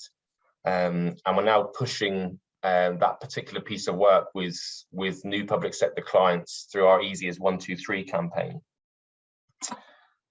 And innovation, procurement rules in the past have hindered contracting authorities to introduce innovation, but that's changing. And recently we've launched our low carbon offsite housing DPS in conjunction with a new innovative digital toolkit. So we thought with a developing, emerging market, we felt that DPS was the way forward because of its flexibility and always being open for applications, and would significantly help smaller companies who offer all types and categories of MMC get themselves in the public sector shop window more frequently versus a traditional kind of 4-year rigid framework. More than happy to forward information to anybody who's interested to learn a bit more about that. And finally, we got just very quickly the benefits of procurement. So particularly in my sector with regards to frameworks and DPSs. So they remove the need to undertake costly, time-consuming ODU tenders.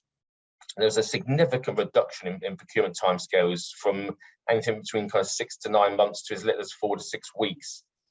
Obviously, that means there's reduced procurement costs.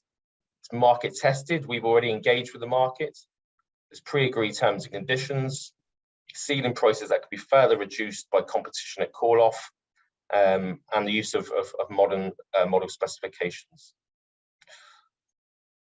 So that's me, as you'll be pleased to know, but that's just, I think when the slide pack gets sent out, there's my details if anybody's got any further questions for me at a later stage. Yeah, thanks for that, Phil. And that's generated quite a bit in the chat bar. So you know, I'll work my way through that if you want.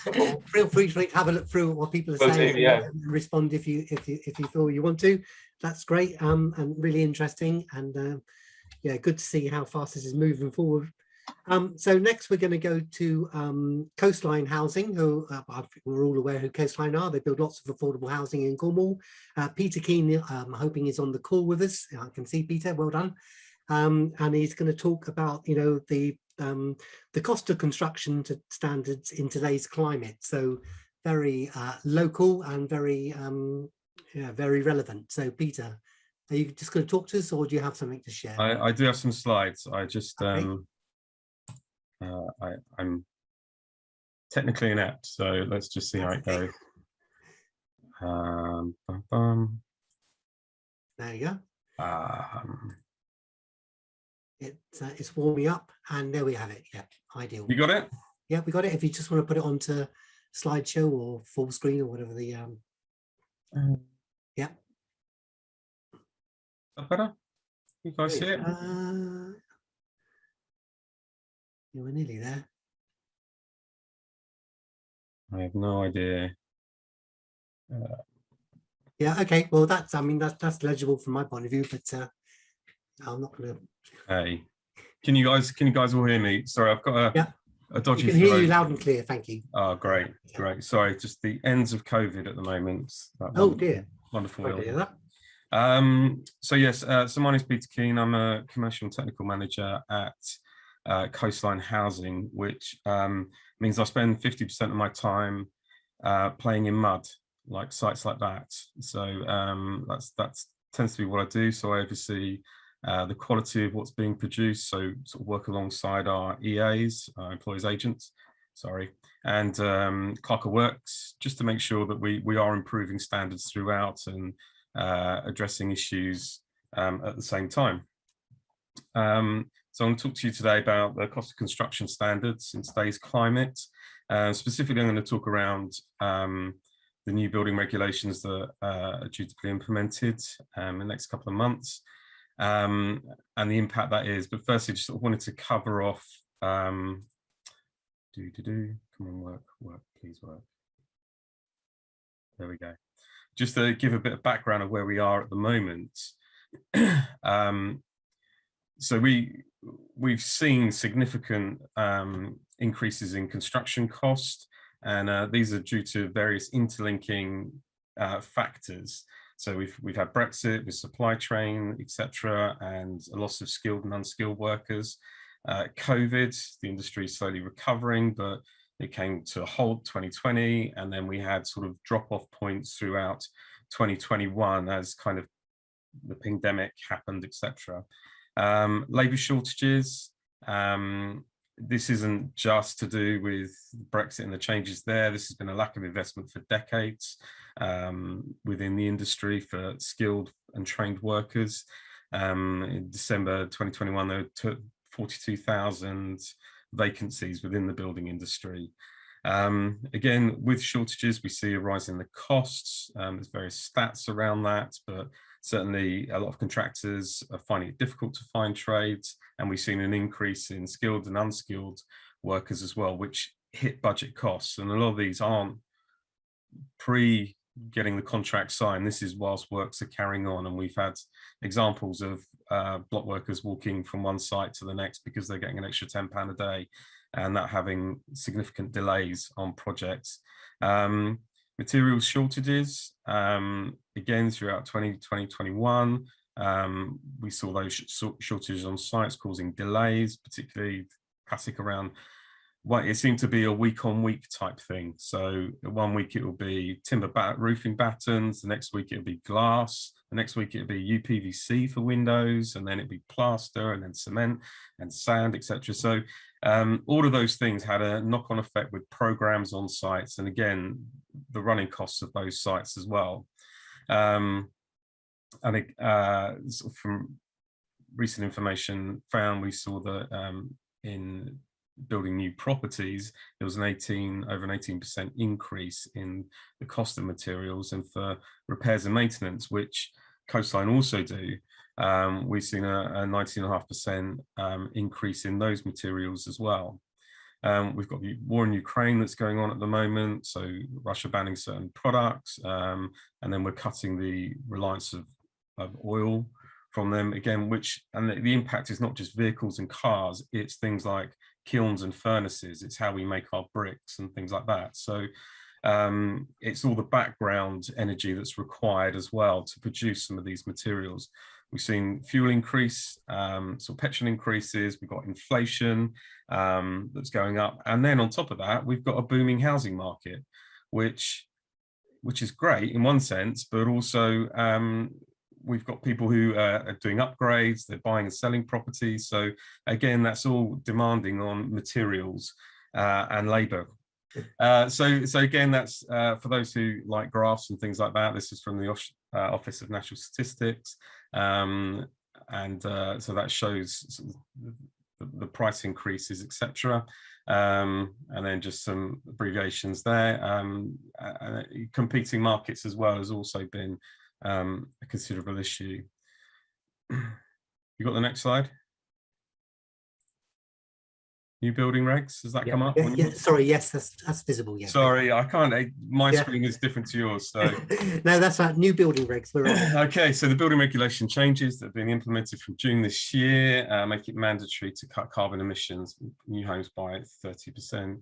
And some people say, well, these are not going far enough. And I think it was opened up at the beginning that we are not going to be hitting this 1.5 degree increase at all. So we got Part L, so looking at energy efficiency in properties. There's various different ways of doing that: thermal efficiencies and bridging, heating systems, etc., PVs, increasing thermal U values within the property. We've got Part F, which is looking at improving ventilation to reduce air pollution within properties. So using mechanical extraction ventilation and MVHR, so heat recovery systems as well. Part O, ensuring we're not overheating. And again, so getting rid of unwanted solar gain, how we can orientate properties better, standards for glazing, standards for openings as well. And then Part S as well, which is around infrastructure for electric vehicles, so requirements to have those installation within properties to future-proof. So the impact of the regulations. Now, so according to BCIS, several house builders have anticipated costs of implementing new regulations and they estimate increases around 5.5%. Again, there's some other stats there, the Ministry of Housing, Communities and Local Government. They're saying there's Part L standards, potential uplift of £3,000 to £5,000 per unit. Randall Simmons, who we work with, they did a review back in April 2021, and they were looking at the costs of sort of particularly around housing estates, so particularly what we do in terms of construction, and uplift costs to be compliant with sort of new future home standards, etc. They estimate sort of uplifts between £13,000 to £22,000 per property. The difference being the type of construction, so sort of current modular construction or versus sort of SIPS panels, etc. Partes, so again, there's caps around that, but sort of 3,600 per point. We have noted, though, with regards to that, we have a site where it was discussed that electric vehicle charging points were to be installed in all properties. Now, that wasn't actually done in the end, but the grid came back and said, if everyone plugged their car in, we could not sustain it. And so the knock-on effects outside of, you know, whether the grid can provide that. There's more grants available, which is great, but also that creates demand. So people wanting to upgrade their properties, and increase in sort of new specialist products and technologies. We have seen leads to increased costs as well, shortages and delays on our projects. So just a couple of examples of sort of our experience here. So a number of projects we have at tender stage, and they've now been reviewed because of the new regulations that are coming in. We've got one project there, which is 52 properties, 3.7 million. Contractors informed us that they're looking to increase the cost by 5 to 10% to meet the new building regulations, but this isn't guaranteed. So they have said that that could change depending on availability, demand, and then the driving costs of that, and also the things behind that, again, fuel availability, skills, etc. With another project, 6.6 million, uplift costs on those, they're a bit more specific around air source heat pumps.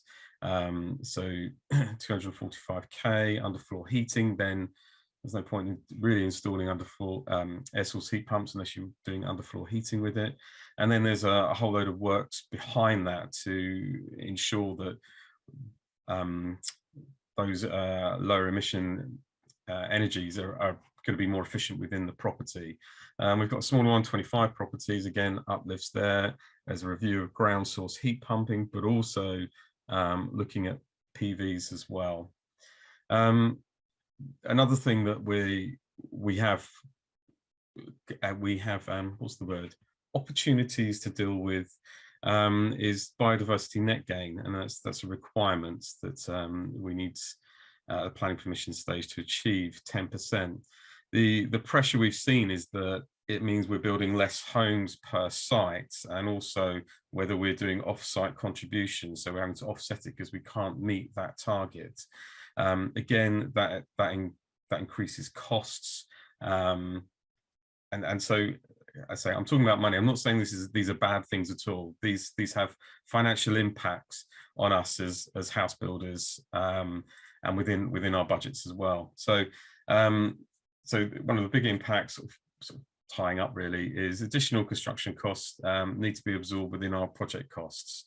There are some funding available out there to assist us with these things, but we're fighting with a market where the costs are just going up through the roof currently at the moment. So this has led to changes where contractors have come to us and offered cheaper materials and construction methods, not necessarily better, but ways of saving money. We've had compromises around constructing retaining walls. The impact of that is on gardens. So Cornwall's not the flattest county in the UK. So where we're building on lots of hills, etc. And the impact of that is that if we're not constructing retaining walls, then that impacts on people's gardens and access to their gardens, etc. We've seen delay in work starting because we're having to renegotiate contracts. And then we're having, one of the biggest issues is quality. As contractors, they get hit with the costs going up. They have labour shortages as well. And so when we're inspecting properties, we are coming across a number of consistent quality issues. And then trying to get them to address those within the contract can be quite tricky at times. There are some recent reports come out that the increased costs are now having an impact on the commencement of house building projects. And there's some details there about sort of the decrease in brick orders and block orders, whether that's an indication, and they do that through they average out throughout the seasons, etc. Granted, you wouldn't really want to be putting up bricks and blocks in these winter months. And also there was an article just around residential developments, looking at some of the evidence that's coming out, scaling back, and they're seeing drops in sort of the start of projects. Now, other findings disagree with that, but that's certainly something we're aware of and we need to keep an eye on. And sort of finally, really, so these are challenges, but there are opportunities as well. And building greener and more affordable with increased costs, we have to be a bit imaginative. We need help from all sectors. So it's great to hear about MMC. I think that's fantastic. Agree with that and want to work with that more. We need assistance from local authorities as well, planning groups, etc. So it's to help us in terms of what we're building and how we're building these, orientation of properties, etc. So we can really maximize PV. We need to talk about and have conversations around where we make compromises in terms of construction and meeting. You know, we don't have a lot of choice around meeting regulations, but the type of properties we are constructing. And we have a housing crisis, but we also have a climate crisis at the same time. The two aren't mutually exclusive. And again, there's opportunities to address both and work together as both. There's some acknowledgements there at the bottom, but yeah. No, thanks for that, Peter. That's really frank and honest, and really good to get a realistic view of what it's like on the front line of construction of affordable houses in Cornwall. I think lots of people will be nodding away in agreement with lots of the points you made. Again, if you could have a whiz through the chat just to see if there's any points you'd care to pick up on, I'd be grateful, because we're obviously running a little bit behind time again. And I'm next going to go, with no further ado, into introduce Tim Kitchen, who works for a long-established Cornish building firm, Percy Williams and Sons. And you're the project manager, I believe, Tim, who oversaw the Fair Glen development in Hale. Is that right? Tim, are you with us? Yes, I was going to have a conversation with Tim. I think Tim. All right. Tim, okay. You there? Yeah, the Fair Glen project. Tim was commissioned in while I think he's unmuting himself, hopefully. Tim was commissioned to project manage the delivery of Fair Glen, and which is 20 passive houses in Hale. Simon Williams is a member of our board, and is of course director of Percy Williams, which was the development company that I think is well known to a lot of people in especially West Cornwall, delivered this particular project, and CCLT came and looked at the project while it was mid-construction. I met Tim and other members of the team at the time. Tim, are you there now? So I don't think I can answer the question, so I'm going to put it to you myself. Is Tim there? That's what I saw. I saw Tim earlier. Hello, Andrew. You can hear me now. Hello, Tim. Oh, good. Yes, good. So, I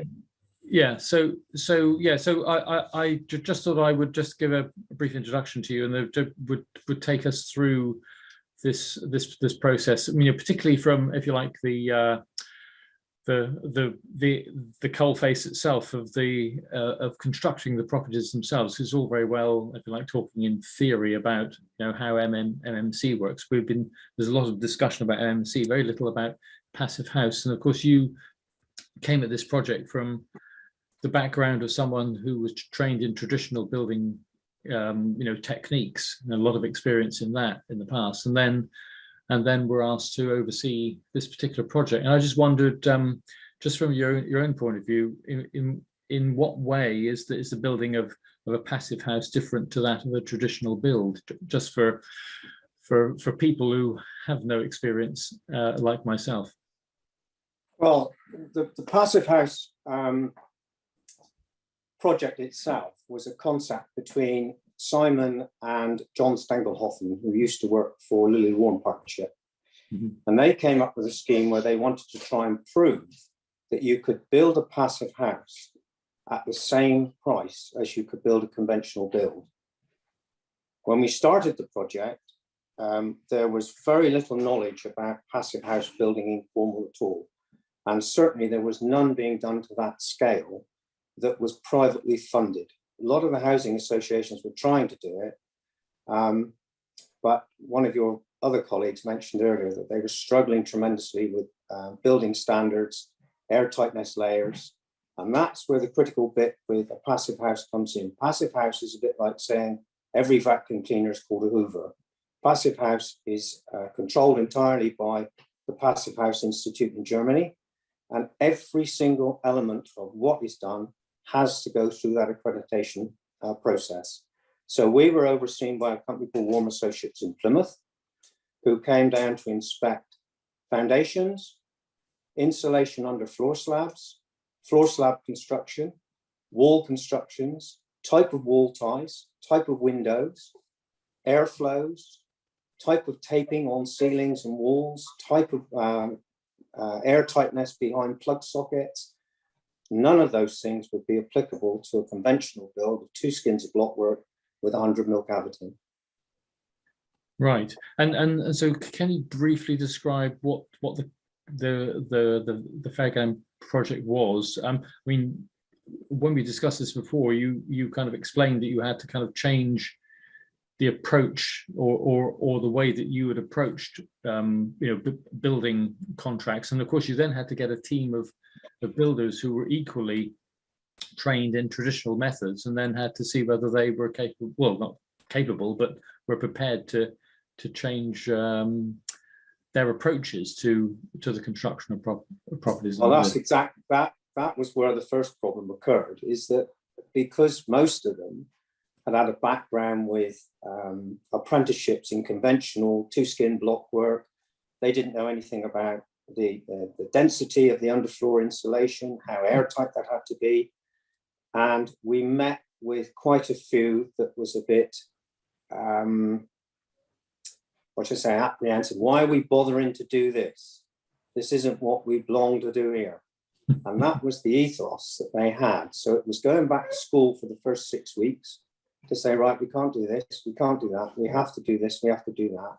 I researched it for 6 months. So at least I had the background in being able to say, this is how we'd like to do it, this is what we need to do, this is what we need to achieve. But that, for the first 5 houses, was an uphill battle. After that, everybody got into the groove and it went very smoothly. But the building techniques are very different. You can think about a normal floor slab, putting 300 mil polystyrene insulation underneath that, 200 mil cavities, Teplo wall ties, which Jewsons and the other builders merchants had never heard of. And they're made of a mineral called basalt, and they won't conduct any heat. The type of windows, they came from Poland. They were sourced, outsourced by us.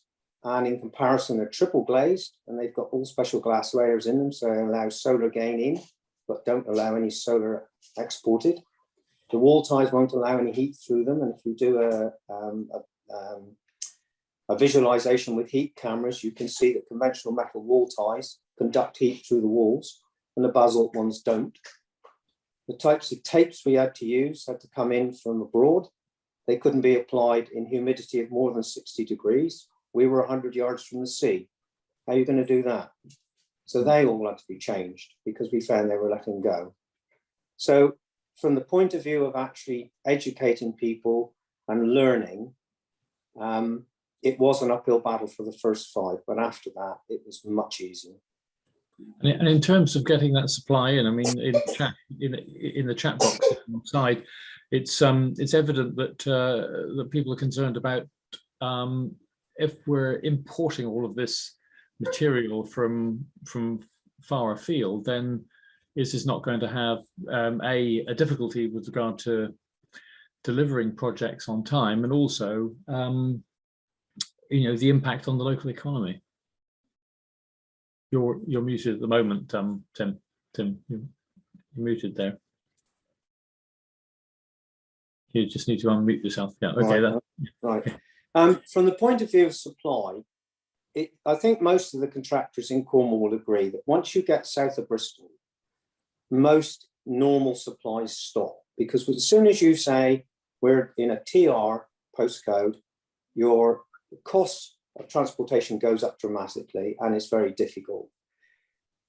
looking at the carbon footprint on building, personally, I think is not entirely with value, because if you look at the carbon footprint of building now, but the carbon footprint is nothing for the next 75 years. And when you're looking at those houses at Fair Glen, you're looking at an energy cost of £1 a day. And when they get their fit tariff, it's coming out at 56 pence for a 100 square metre house with 2 bathrooms. Now you try marrying that up with conventional build, and it's very, very difficult. They're all fitted with MVHR systems. They only have one 2 kilowatt panel heater for the whole house. That's their total heating. There is nothing else. No. And it's all running at between 20 and 22 degrees constantly. Right. And I know that a lot of people will be saying, well, do you have to do the full caboose, as it were? Do you have to do passive house? Can we learn lessons from this and take the best of passive house and still achieve, if you like, the similar levels of energy efficiency and long-term sustainability without having to go for the full accreditation? I think a lot of, in other words, are the things that you would, if you had to do it again, that you would take from this and carry forward, and other things which you might jettison on the way? I think we finished the ones at Hale, and my wife and I then moved on to a project, 7 houses in Redruth. Mm-hmm. And from that, we worked back from all the things that were very useful for passive house. But passive house, you can build an energy and airtight house without going down the passive house accreditation route. And that's where the stumbling block seems to come. It's the accreditation. MVHRs, I think it's already been alluded to previously. They will become compulsory in buildings that have a certain airtight layer on them. And to give you an indication, I spoke to one of the building control officers this morning. A conventional house, timber frame or concrete block, if it achieves an air test of between 4 and 5, it's classed as a pass. The airtight layers on a passive house have to be lower than 0.65. So achieve that, there's a huge amount of detailing.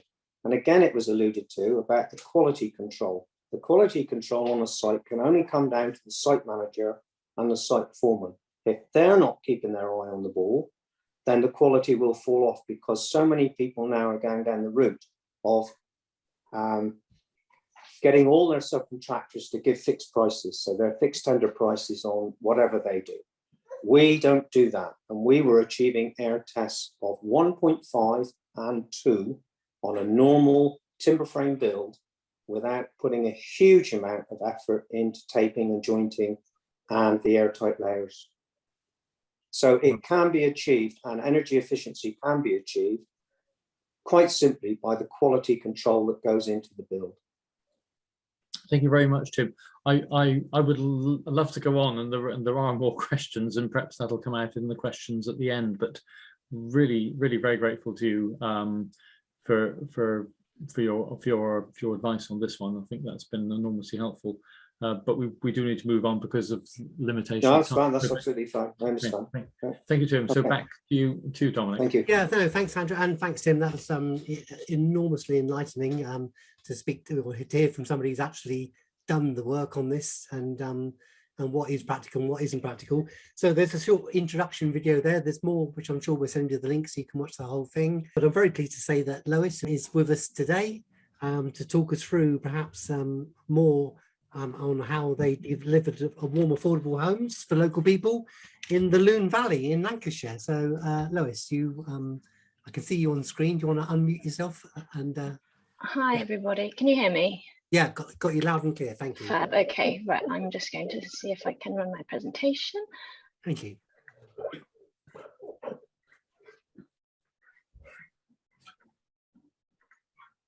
Yep, that's visible.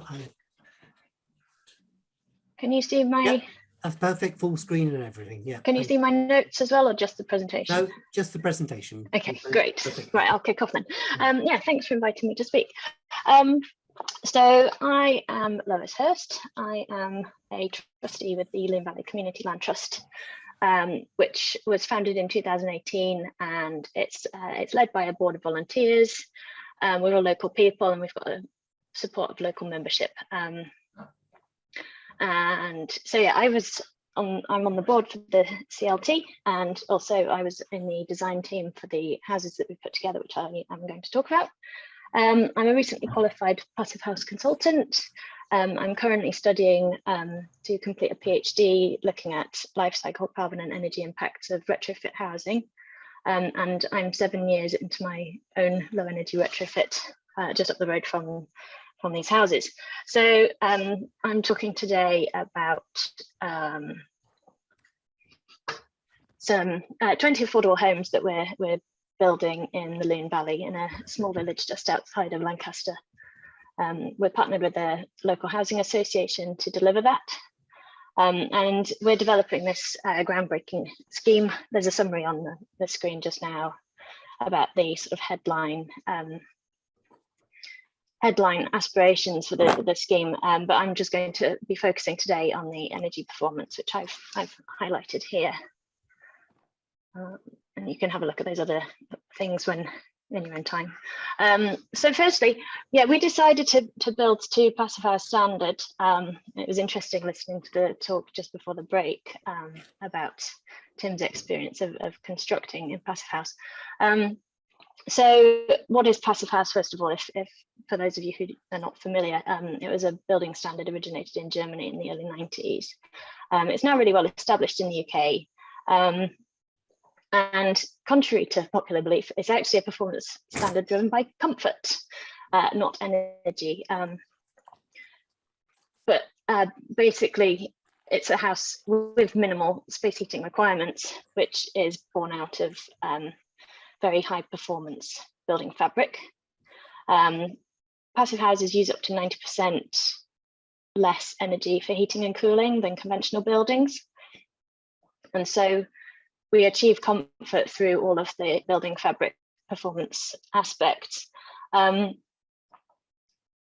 doesn't prescribe what materials or building methods you can use. So it's material agnostic. You can apply any building method to Passive House, and there have been lots of examples where it has been delivered. But yes, the fundamental underpinning of it is this very exacting performance criteria, fabric first approach. And it was the route that we chose for our homes here in the Lune Valley. I've put this graph on this slide, and I've highlighted the three clusters of data on the right-hand side show Passive House data built to the Passive House standard. They're all accredited buildings. So this was 106 homes. You can see, I don't know if it's very clear on here, but the graph is illustrating the modeled energy consumption alongside the measured energy consumption post-occupancy. And you can see on those three circled ones that the modeled and actual are really very, very similar. On the left-hand side of that graph, you can see that large cluster of higher bars. That corresponds to what I term, or what was termed rather, low energy buildings. And I think it's really interesting to look at the difference here. The low energy buildings are using nearly 4 times more energy on average over and above Passive House. And the range is much greater in terms of the best performing and poorest performing ones that were in this study. So yeah, I'm going to go into a bit of detail about how the things we need to consider when we're building Passive House, and then relate them back to our experience with the Lune Valley CLT. So basically, we begin with optimized orientation and window sizing. South-facing glazing is best for solar gain in the winter, which corresponds to free heating, which is excellent.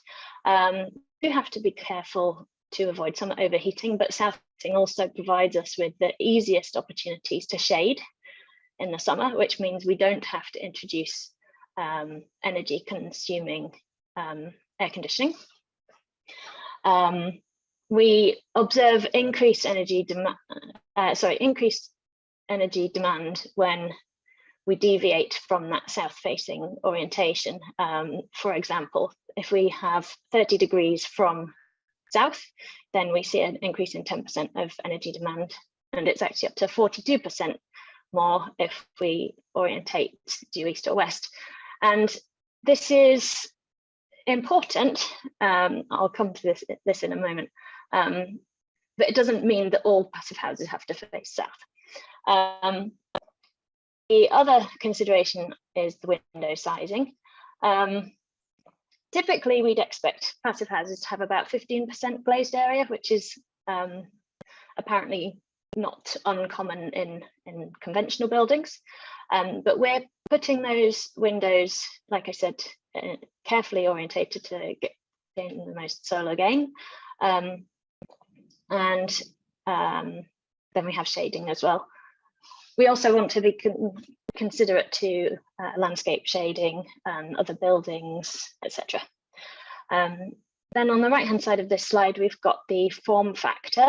So the shape of the building can make a tremendous difference to how much energy it consumes. So you can see the example here is a terrace versus a bungalow. Basically, the amount of surface area that you have to the amount of treated floor area or thermal envelope that is functional space. Terraces are cheaper to build because there are fewer walls per house. You get shared walls between the houses, etc. So there are multiple benefits to giving good consideration to your form factor when you start off with your design. So this is an aerial shot of our homes in construction. This was taken just a few weeks ago. You can see we're deploying that form factor benefit. We've got small groups of terraces here. We were constrained by the topography, which meant that we couldn't run a continuous length of terraces from one end to the other. And also, I will reveal that these houses do not face south, they do face east-west. Again, this was another constraint of the specification. The community were involved in deciding how we wanted these homes to look, and we decided that having a pedestrian street which ran between the homes made for a really nice community feature. So the homes don't face south, but we are still on track to meet the passive house standard in spite of that. So it's best to face south, but it's not imperative. So then other considerations. Obviously, passive houses have thick insulation. The insulation thickness is determined by calculation looking at a whole house model. And also we have no thermal bridges, which are designed out before we go to site. So thermal bridges are thin spots or gaps in the insulation which allow heat to escape. And we can mitigate this quite readily by using specialist materials to break that thermal bridge. Then we move on to glazing. So as previously mentioned, passive houses have triple glazed windows. In the UK, this isn't always required in warmer climates. But these are specified to meet the internal radiant temperature criteria, and this is a really important feature of the comfort. So internal radiant temperature on your windows means you won't feel cold drafts coming off the windows. And it also avoids condensation forming, so we don't get any of the internal condensation. The positioning of the windows is important. These go inside the insulation layer to avoid thermal bridging around the frame. And then we also move on to including very rigorous air tightness, which we've already heard about. It ensures that the warm air isn't lost through the building fabric, so we're not losing energy and therefore needing to provide more heat. But it also is really important in protecting the building fabric from moisture, which someone else mentioned. Moisture is a problem in the Cornish climate as it is here up in Lancashire. So controlling moisture ingress into your building fabric is obviously imperative. Airtightness is tested throughout the project build using an air pressure test at key stages. And then obviously if we're airtight, then we don't have any ingress of fresh air. So we install mechanical ventilation with heat recovery. This has a heat exchanger to swap the heat out from the outgoing air back into the fresh incoming air. So we have constant supply of fresh air, but it's never cold air that we are feeling around the home. It's powered by a few small fans, which obviously do use a small amount of energy, but it's much less energy than would be lost by other means of incidental ventilation. And also the systems are designed to be inaudible. I've actually got my system running right next to me just here, and hopefully you can't hear it. So the implementation of the passive house is about specification, calculation of heat losses, and rigorous quality control. And this is implemented with required expertise from passive house designer or consultant and a certifier. So sorry, that's not the right thing. So this is just a picture. You'll have all seen pictures a bit like this. It's a timber frame building. The difference here is that the insulation is thicker. We've considered airtightness right through from the construction detailing to implementation. And there's just a headline specification of the products and features we've installed. So we've got a cold roof, we've got external wall insulation cladding system. Rationale have provided triple glazed windows, and we've just passed our first air pressure test at 0.54, which was within the 0.6 limit. So is it affordable? That's the big question. Answer is yes. We've got a higher quality building, we've got better living conditions and comfort, and we've got fewer health complaints amongst occupants. So these are unquantifiable factors in many respects. And so how do you frame that amongst cost? If you look at the graph that we've got here, this is from the International Passive House Association. We can see that conventional buildings over their life cycle continue to cost money. If we go to passive house, then the monthly costs are much smaller. And if pressed, then if pressed to give a figure, the Passive House Institute estimates that costs are between 3 and 8% more for a passive house building compared to conventional building. But if we consider the life cycle, then it becomes significantly cheaper to go for passive house. So we can do affordable homes at very high quality with very good living conditions and internal comfort. So there we go.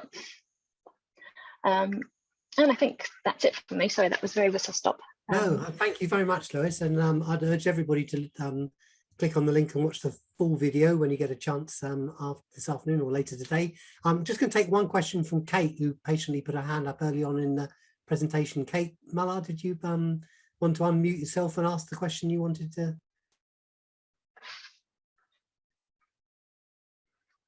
You're still on mute, Kate.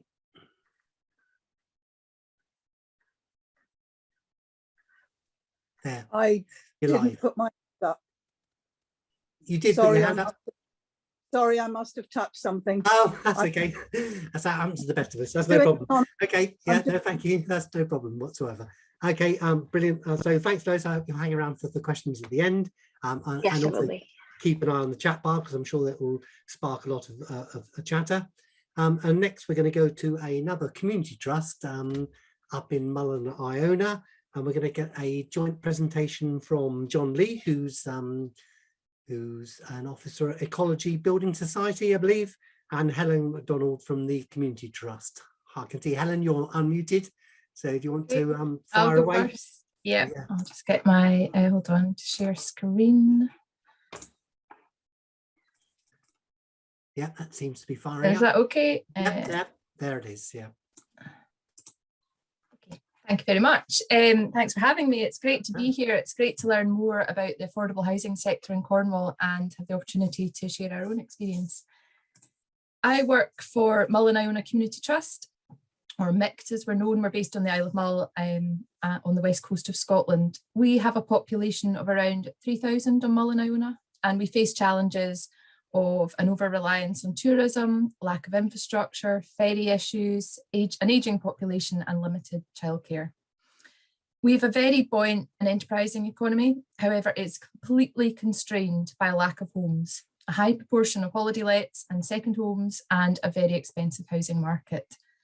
MICT is one of Scotland's longest established development trusts, and we've delivered a broad range of social, economic and environmental projects over the last 25 years. We run Scotland's longest running community-led ranger service. We have an office building with rooms for hire, and we're home to the island's charity shop. We have a light industrial park, a pontoon and motorhome stances, a community transport scheme, and we recently bought a forest. Sustainability and reducing our carbon footprint is an important aspect of what we do. We've run several environmental projects over the years. We have a hydro scheme from which the profits are distributed locally, and all 5 vehicles that we own are electric. So it's just a bit of background to us. Alva Ferry is a dispersed community of around 120 people on the west coast of Mull. It's a beautiful corner of the island, a designated national scenic area. It's the gateway to Staffa and the Treshnish Isles, and it's very popular with wildlife enthusiasts. However, the area has no shop, pub, church or village hall, so all community life revolves around the primary school. And in 2010, that school roll fell to just 4 pupils and was threatened with closure. Ulva School Community Association, or USCA, was formed in 2011, and they launched a high-profile campaign and successfully fought to keep the school open. But USCA members soon realised that a lack of affordable housing options was causing people to move away, and particularly families. There were very few rental options locally. Much of the housing stock was old estate cottages, which were poorly maintained, expensive to heat, and tenants had no security. Coupled with that, over 30% of housing stock were holiday homes, and any available houses were beyond local affordability to buy. So USCA had the ambition to address this depopulation issue by building affordable rental houses, but they soon realised this was beyond their scope as a small community group, so they asked MICT for support in 2013. We secured funding from the Scottish Land Fund to purchase land from a local farmer and appoint me as project officer in 2014. And then MICT managed the project on behalf of USCA with a lot of community consultation throughout the process. And it was agreed to build 2 houses, family-size homes, which were bigger than minimum space standards, recognising that in very rural communities, people spend a lot more time working and socialising at home than in more urban areas. Passive house standard to address fuel poverty issues locally. Nearly 50% of people living on Mull were in fuel poverty before the energy crisis, and a design that was in keeping with the local landscape. Fast forward 3 years and 2 passive house standard 3-bedroom family homes were completed in June 2017. We used a local architect, Thornwinus Architects, who are passive house certified, and a local builder. We had a really complex funding package, including local authority and Scottish Government funding, grants from Quaker Housing Trust and Trust House Charitable Foundation, a mortgage from Triodos Bank, and additional loan funding from Quaker Housing Trust as well. We also ran a really high-profile crowdfunding campaign, which received over £60,000 in donations. It was difficult to convince funders at the time of the benefits of passive house construction, that there was any housing need at all in the area, and why houses should be built out with a main settlement. At the time, there were few communities actually delivering housing themselves, and the comparison was with social housing, which was very much geared towards volume building, as close to benchmark as possible, and not prioritising quality or sustainability, or looking at the longer term life cycle costs of homes. So a benchmark means absolutely nothing when you're building on an island. Our quantity surveyor confirmed that our build costs were 25% higher than an equivalent built in the Central Belt Scotland due to additional ferry, infrastructure and labour costs. However, we were undeterred and determined to stick to the community's brief to build high quality houses, and eventually we secured the funding we needed. The houses were constructed using a cross-laminated timber frame, which enabled a short construction period and excellent airtightness, and all building materials were recyclable. The houses are light and airy and have significant solar gain from the large triple glazed windows, and with a mechanical ventilation heat recovery system, the only heating source is from a towel rail in the bathroom. So these were the first passive house standard community-owned housing in Scotland. However, at the time we couldn't afford to go through the certification process, so we lost out on that actual accolade to a really good housing development in the south of Scotland. We increased the primary school roll by 50% and the number of working age adults in the community by 10%. We won an award. We used a locally agreed allocation policy, which prioritised families and housing need to directly support the school. Our heating bills for tenants were just £350 per year. We charge a social rent level in line with local housing associations, and as a private landlord, we offer secure private residential tenancies. We received 19 inquiries and 8 applications for these 2 houses, which gave us the impetus to embark on a second phase of housing. So with ongoing housing issues across Mull, we decided to start on this second phase literally as soon as our tenants moved into our first houses. We secured feasibility funding from Scottish Land Fund and Scottish Government, and this enabled us to carry out really robust business planning, topographic survey, architects outline designs, pre-planning advice, housing needs survey, flood risk assessment. And we decided to go for a design and build contract this time round, whereby the contractor was responsible for the whole build, and including planning and design and managing subcontractors, and a fixed price was agreed in advance. This gave us definitive costs and timescales from the outset and minimised our risk. We knew that funding would be harder to secure this time round, and we wanted to be less reliant on loan finance and donations. We held a lot of community consultation events with OSCA to work up our designs and discuss the allocation policy. We looked at various site options, and we were keen to explore modular construction options. Thanks to this feasibility work, we successfully applied again to the Scottish Land Fund to buy a plot and part fund my post again. We then worked closely with our quantity surveyor to create a design and build tender that specifically met the criteria of the Rural and Islands Housing Fund. This is a Scottish Government fund for communities and private landowners building affordable homes to meet an evidenced housing need. And we agreed to build 2 3-bedroom and 2 2-bedroom homes. And while these houses would not be passive house standard, low carbon energy efficient homes were still a very high priority for us as an organisation and also for the community. The Wee House Company were the successful bidders for the tender, and their modular construction methods really appealed to us. They prefabricate their houses at their factory in Ayrshire whilst carrying out site work simultaneously. And then the modules, which are 90% finished at this point, are taken to site for completion. And as we've heard earlier, this construction method has lots of advantages, such as enabling a quicker build on site, minimising construction traffic and related emissions by up to 50% over the course of a development. Building in a factory setting also enables more efficient building methods and up to 84% less waste packaging than on traditional sites. The houses are EPC-B rated, achieved through a combination of high quality insulation, increased air tightness, and the use of solar PV panels. This also enabled us to secure a mortgage from Ecology Building Society, who demand an EPC-B rating for new builds, but they're also incredibly flexible, and they offer loan terms of up to 40 years for community-led housing projects. We had a much more straightforward funding package this time round. The majority of funding came from the government's Rural and Islands Housing Fund, the mortgage from Ecology, plus grants from our local authority and the Scottish Hydroelectric Community Trust towards our £20,000 electricity connection costs. Our build cost turned out to be almost the same as phase 1, due in part to our significant infrastructure costs on this site, including flood risk management solutions for a 1 in 200 year flood prediction, and drilling not 1 but 2 boreholes for our private water supply. The first borehole failed 2 days before our tenants moved in, which was slightly stressful. So in total, the infrastructure costs for this project were 1/3 of our overall build costs. Our 4 houses were completed in May last year. The pandemic and Brexit didn't really delay the project too much, and thanks to the design and build contract, any additional unexpected costs were absorbed by the contractor and not us as the client. it would have been very difficult for us to secure any extra funding once the project was underway. I think the houses sit really well in the landscape. They complement our first houses, and the larch cladding will weather down quickly to become unobtrusive. We received 31 applications for these 4 houses. They're energy efficient and sustainable homes. We've increased the primary school role by 50% again, to the point where the school has been able to employ a second-class teacher for the first time ever. We've increased working age population by a further 16%. We've won another award.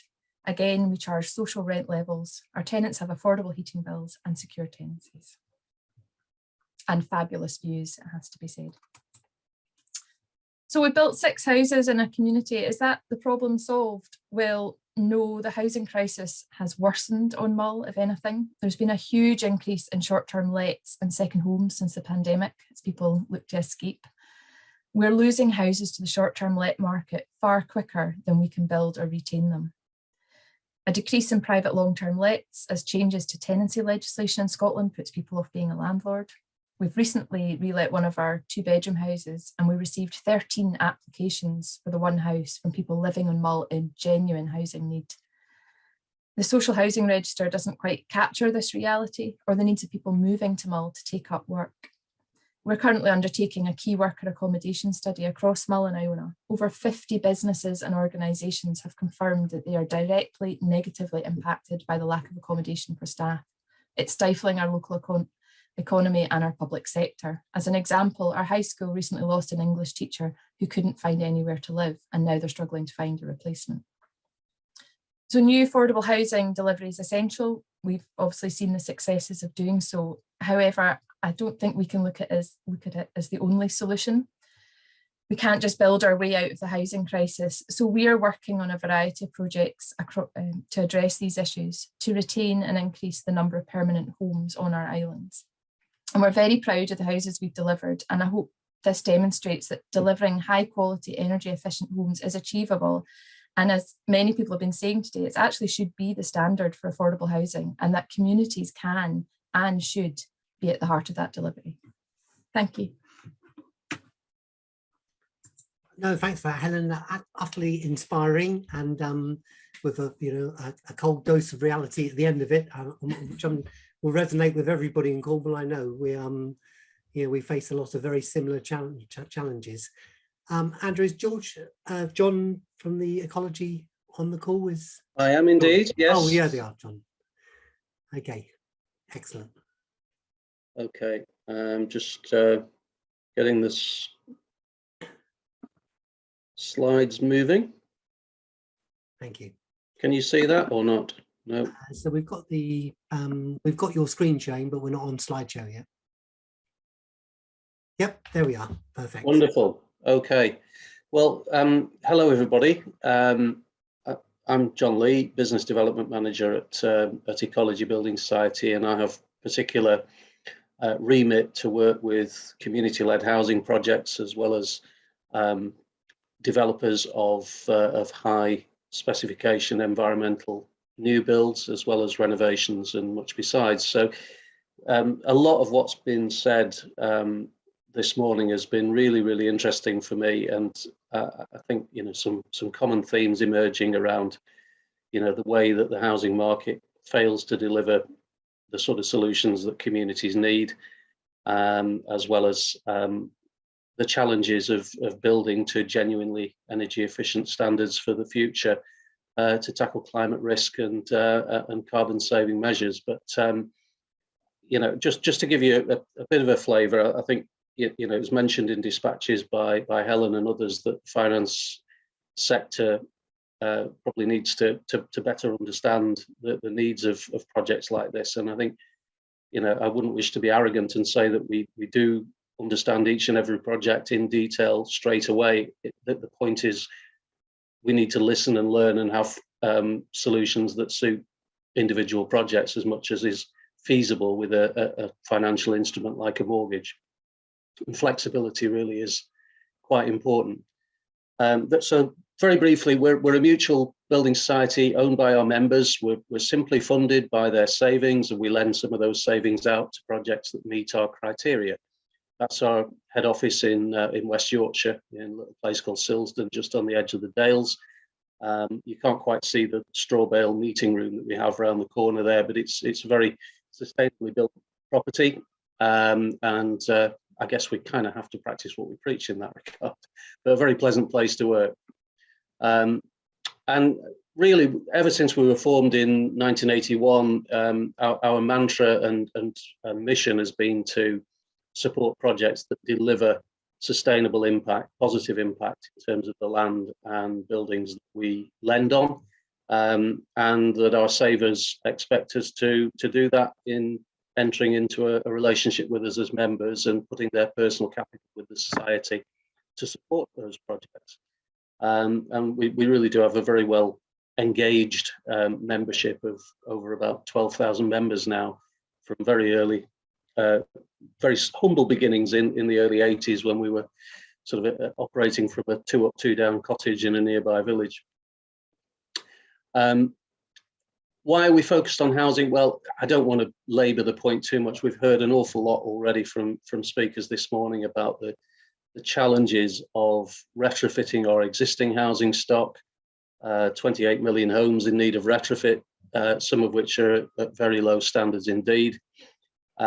Bringing down emissions to meet net zero targets. We've actually recently committed via a consultation process with our members to look to achieve net zero for our lending book by 2030, which will be quite a challenge, given that quite a lot of what we lend on is by no means passive house and new build. It's renovations and conversions of stuff that's pretty grotty. But across the whole piece, we do want to get as close as we can to having a positive impact in terms of zero emissions by 2030. And I do think that the finance sector is becoming under increasing pressure to report on where it's lending and what it's lending on, and what the impact is in terms of climate risk, which may help get some of the less, shall we say, enlightened members of the finance sector thinking about these issues in ways that aren't just about profitability. So specifically, I don't want to sort of labour the sales pitch too much, but we can provide funding for community groups. We work with groups on development phase finance, projects of up to £3 million. That's a regulatory limit for us in terms of our relative size. And we can lend at up to 80% of the prevailing loan to value of the security that's mortgaged to us. And we release funds in stages so that you're not paying interest on money before you need it. And if you don't need it all, we don't charge you for it. You just pay interest on what you've borrowed. There's no hidden sort of non-utilization fees, as they're known in the industry. And if the CLT or the trust or the co-housing group or whatever the structure is, then wants to retain ownership of those properties in the long term, we can provide long-term support supported by rental income and surcharges and so on over up to 40 years, as Helen was saying. And but if those units are then being sold to members, perhaps under a discounted market value model or a shared ownership arrangement, or even benchmarked against the local wage index, in the case of a couple of CLTs was supported, we can lend to your buyers effectively to help them get mortgages on those properties, A, because they've been energy efficiently built or retrofitted, so they meet our ecological criteria, and B, quite a lot of the mortgage market isn't comfortable lending on what's known as restricted covenants.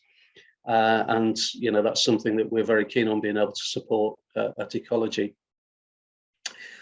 Okay, so just a couple of examples. This is another social housing passive house scheme in Scotland, up at Dumfries and Galloway, Nith Valley. And again, rather similar to Helen's story, really, there was a lot to like about this for us in terms of not only the commitment to certified passive house standards, which we recognise is probably the best standard in terms of performance post-construction, in terms of evidence of monitoring, but also the fact that it delivered affordable housing for 3 families in housing need in the area. And as Helen was saying, we recognise that there's often a lot of social and community benefits on the back of simply providing the housing, in terms of supporting local businesses, schools and other infrastructure. This was just a housing project, but we do lend where there are other uses such as work units, common houses, meeting spaces, community shops and all that kind of thing. At the other end of the spectrum from new build is renovating or converting old buildings, and this is a farmstead on the outskirts of Sheffield in South Yorkshire that was bought by a group of families who formed a co-housing company. So it's mutually owned by the co-housing group, and slowly but surely they're going through this project unit by unit to create homes for their members. They then sell them back to their members, sometimes with a mortgage from us as well, but we're not precious about that. They can go wherever they choose in theory to get their mortgage. But this is a really nice scheme that has an awful lot more to commend it, other than just the aesthetics of the internal shots. That's a before and after of one of the units that have been done. They've also done a lot in terms of permaculture on site. They have a district heating scheme. They have their own water purifications scheme running as well. It's well worth a look at their blog online actually. If you look up Open House Project, a lot more detail there. Some great photos. So very briefly, as I was saying, we can provide stage payments to release money in line with when you need it. And if you've got grant funding coming in, that's fine too. That may be spent first to keep the costs down. All that we insist on is having a first legal charge or a first standard security, depending on which side of the border you're in, to enable us to lend. And we can be flexible on when those stage payments are, depending on your individual cash flow and model. And if there's an issue with the land being particularly low value at the point at which you're starting to need money, which can be the case, we can provide advanced stage payments, which is where we're releasing money ahead of the value being on the site. And that's particularly important perhaps for MMC, where a lot of the upfront costs are still in the factory until they're not in the factory anymore and they're on site. And so we're working actually on a model for that that hopefully will become a pilot project for residential buyers on MMC later in the year, talking to a number of providers of particularly sustainable MMC homes. So more news on that in due course, but it's fair to say we've done MMC mortgages for a number of years, almost by accident as part of our self-build lending, but it's something that we do recognise is becoming more and more to the fore, and something that we want to support in a more visible and tailored way. Again, another project that had high off-site costs at Bunker down in Brighton. This is a housing co-op that initially wanted to build 2 properties for families that were members of the co-op, and that's actually smaller than we would normally look at for a housing co-op. We normally insist on up to 4 individual residential members if it's a single property, or 4 families if it's new build like this. What they were able to do was say to us, well, look, actually, if we can build these 2, we've got a waiting list of people who want the next 2 and the next 2 and so on. So we kind of took a bit of a punt. That's a rather nice before and after shot. That is 2 photographs. It's not a big hole on one side and then the house is on the right, okay? But again, very energy efficient design, modular construction off-site, which are then craned into the site, and a bit of creativity around how we released funds to make that happen. And a bit closer to Cornwall, but just, am I allowed to put things over the border in Devon on this forum? Am I going to offend everybody? We have lent in Cornwall as well, I have to say. Yeah, this is a CLT in Broadhemston in Devon, which was a group self-built CLT, and supported heavily by Resonance at the time that they were building this project, it needs to be said. And we were then able to step in and uplift their shorter term funding to put it into a long-term affordable model. And the residents will have a share in these properties. I think it's a 25% share with the option to buy additional shares as affordability allows them to. So again, it's having that creativity to understand the leases and the legals behind that, and what happens if somebody moves out, etc., which we feel we're able to spend the time on and do. And I'm afraid that isn't necessarily always the case. That banks tend to quite like things that are vanilla and don't touch the sides, whereas we recognise that projects like this need a bit of tinkering around with, let's say. So key issues for us, well, you know, we do want security. We're not a charity. We want something to secure the loan in case it goes wrong. If it's a new build, we might want some collateral warranties from your design consultant and lead contractor. We're obviously going to ask you about the ecological specifications, but every group we ever talk to already is on that page anyway, to be honest. We'll ask about governance, who's running the show, what backgrounds do they have, what's the demand for housing, usually very high. And at the point of thinking about an application, we would issue a client with a formal illustration of what we think we can offer prior to them committing to any fees for valuations and application fees and so on. And I've touched on the flexibility aspect. So, you know, for us, I think that the key, as ever, really is about having good liaison with, and hopefully attracting more lenders to support projects in the sector, to be honest. Working with support networks, including the national and regional hubs, people like National CLT Network, UK Co-Housing, Radical Roots for co-ops, and of course the regional hubs like Cornwall CLT and so on. Finding valuers and lawyers that understand what we're on about, which is not always a given. And sharing best practice, telling the world that these projects can work, and you know, hopefully we can continue to do that and bring some new innovative MMC schemes into the mix as well, that we can do a good advocacy job. As I've said there, timber frame's still a bit modern for some mortgage lenders at the moment, which is pretty horrendous, really. And some more capital grants would be really nice to help some of these projects get off the ground, because it can't necessarily all be funded by debt. You know, affordability for residents is the key, and we don't want to be lending on projects where you're up against it before you start, especially in a rising interest rate environment, which unfortunately we seem to be heading into at the moment. Thank you for listening. No, thanks for that, John. That's really that's great, and some really good case studies there for us all to get, you know, see it as it on the ground.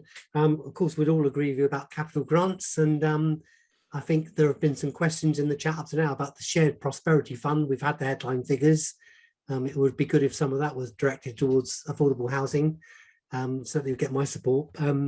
Yeah, so thanks very much for that. And we're going to come right back down to Cornwall again now for our final speaker of the day.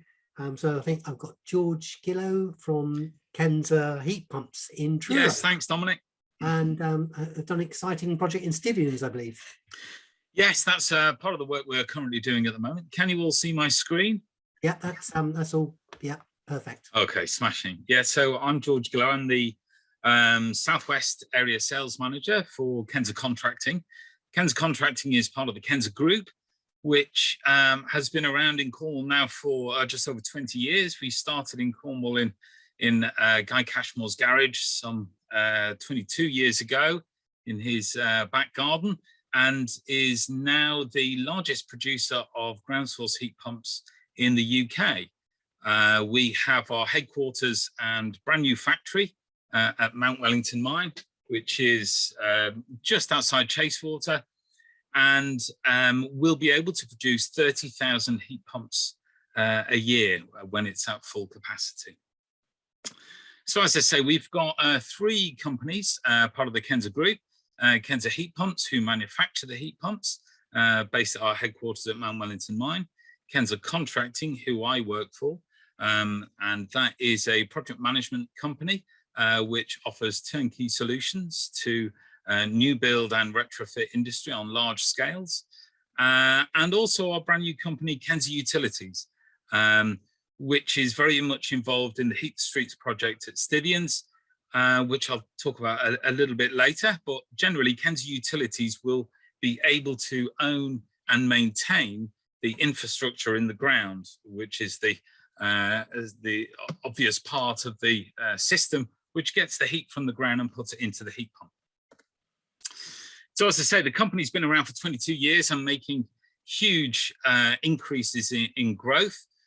We started off basically designing and installing systems for one-off individual properties, such as self-builders, maybe in the rural areas with large with large gardens to put horizontal ground arrays in, moving to our first retrofit social housing schemes, taking out night storage heating systems in 2008. This was for Daisyfield, I think, in Leeds, and also for Coastline Housing in St. Kevin. And then in 2017, we put in the UK's largest retrofit of heat pumps into 8 tower blocks in Enfield, North London. This was 403 flats. These blocks were 12 stories high and taking out gas boilers in each flat.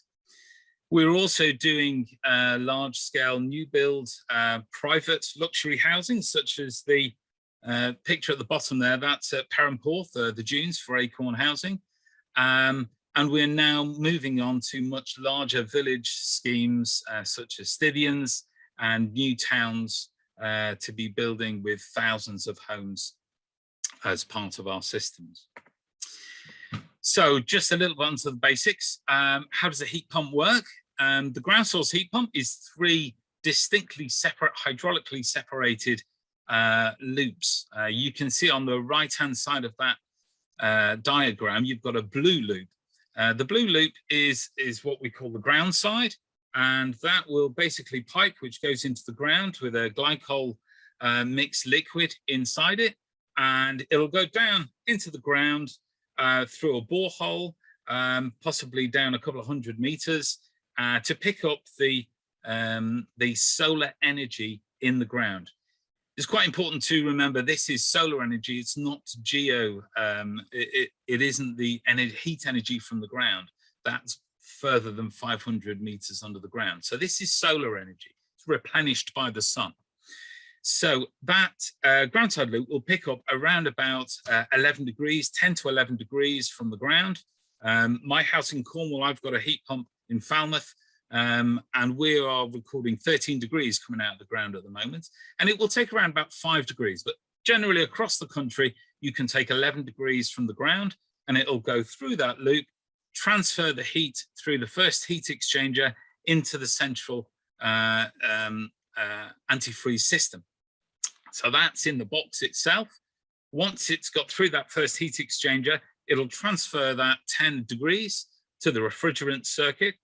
The refrigerant, once it's heating up, is such that that increase of 5 degrees temperature into the refrigerant turns it from a liquid state and boils it into a gas. Once it's in a gas, it can then be transferred to the compressor. You can see that sort of gold heat pump at the top, that sort of element which is gold. That's the compressor. That's the bit that takes the electricity from your electricity source, and it will compress that gas at 10 degrees. Once you compress a gas, it increases the temperature, and then it can take it up to the temperature you need. So for a normal heating system with radiators, your flow temperature of 50 degrees or 45 degrees, or if you've got underfloor heating, you can take it up to 35 degrees, slightly lower. But the heat pump quite happily does both radiators and underfloor heating. If you're requiring hot water, it can take the temperature right up to 65 degrees. So that means it gets over the G3 regulations for stored water in a hot water cylinder. So that's where it transfers the heat energy on the left-hand side of that diagram into your home. It then, once it's taken the heat energy out of the refrigerant circuit, it turns it back into a liquid, back through a decompression valve, and then it will start the system again and take more heat from the ground. Okay, so that's pretty much a very basic start to how the heat pump works. The majority of our heat pumps, the majority we sell are these shoebox heat pumps. This is a picture of the 3 kilowatt shoebox. This is what we use mostly for flats and small housing in the new build market. We have one which is slightly bigger for a 6 kilowatt heat pump. The 3 kilowatt is the smallest and quietest heat pump on the market, and will quite happily fit in an airing cupboard, which is around about 800 millimeters square by a 2.4 meter ceiling, and you can get a hot water cylinder above that heat pump. Have to remember, when you're using heat pumps at the moment, you do require a hot water cylinder as well as your heat pump. So for the new build market, your 3 kilowatt heat pump for flats and small houses. For slightly bigger houses, you would have a 6 kilowatt heat pump, slightly bigger again. And then for your retrofit housing and larger new build development, you'd be looking at 6 kilowatt or slightly larger Evo series. We also do commercial heat pumps, but that's not really what we're talking about today. So heat pumps, as we spoke about earlier, come in 2 different sorts, really, the air source and ground source heat pumps. As we move into the new building regs after June, all new houses will be required to have a flow temperature of 55 degrees or less. So basically, you're going to need to use a heat pump to be able to get around those regulations or be compliant. So you can look at using either an air source or a ground source heat pump. So why would you use a ground source heat pump? Well, here are some of the benefits. It is more efficient because it uses the temperature from the ground rather than just from the air. If you are using an air source heat pump or a heat pump to heat your house through the winter periods, obviously the air temperature is a lot colder than the ground temperature. The ground temperature is a constant pretty much throughout the year. Because of its more efficiency, it then has lower carbon emissions and lower running costs. And there's also a much greater opportunity to use your heat pump in the middle of the night. So if you imagine you had a development with a lot of apartments or high density developments, if you've got a lot of air source heat pumps all running at once attached to their backyards, there's going to be increased chance of noise. So not really a suitable opportunity to run them in the middle of the night. When you're running a heat pump in the middle of the night, it means you can take advantage of very low carbon and very low cost electricity. This can be seen at the moment. Octopus EV tariffs are offering 7.5 pence per kilowatt hour for electricity for a 4-hour period in the middle of the night. So if you're running a heat pump at that period, at a 300% efficient system, it's only a third of your 7.5 pence per kilowatt. So a third of 7.5 pence is just over sort of 2 pence per kilowatt. So if you're using that electricity to heat your hot water in the middle of the night, or if you use it in the morning to heat your house, so when you get up, your house is nice and warm, it means it's the cheapest and most efficient and lowest carbon way of heating your home. This just goes back to what Councillor Martin Alvey was saying at the very beginning of the day, saying we're really looking for something to answer the challenges of housing, which is going to be cheap to run, and efficiency. Well, the other thing I would need to say about the difference between ground source and air source and some of the challenges of affordable housing is the cost of installing the system. Now we talk about CapEx, the amount of money it costs to put it in the very first instance, but really what you should be looking at, as a lot of people have already said today, is life cycle costing. The longevity of a ground source heat pump, because it's an internal piece of kit, as opposed to the air source, which is a metal box which sits outside, is it's going to last a lot longer. Cornwall, as we know, is a very maritime climate with a very long history of long winters of very wet and damp climates. So a metal box sat outside is not going to be the best answer to heating your home.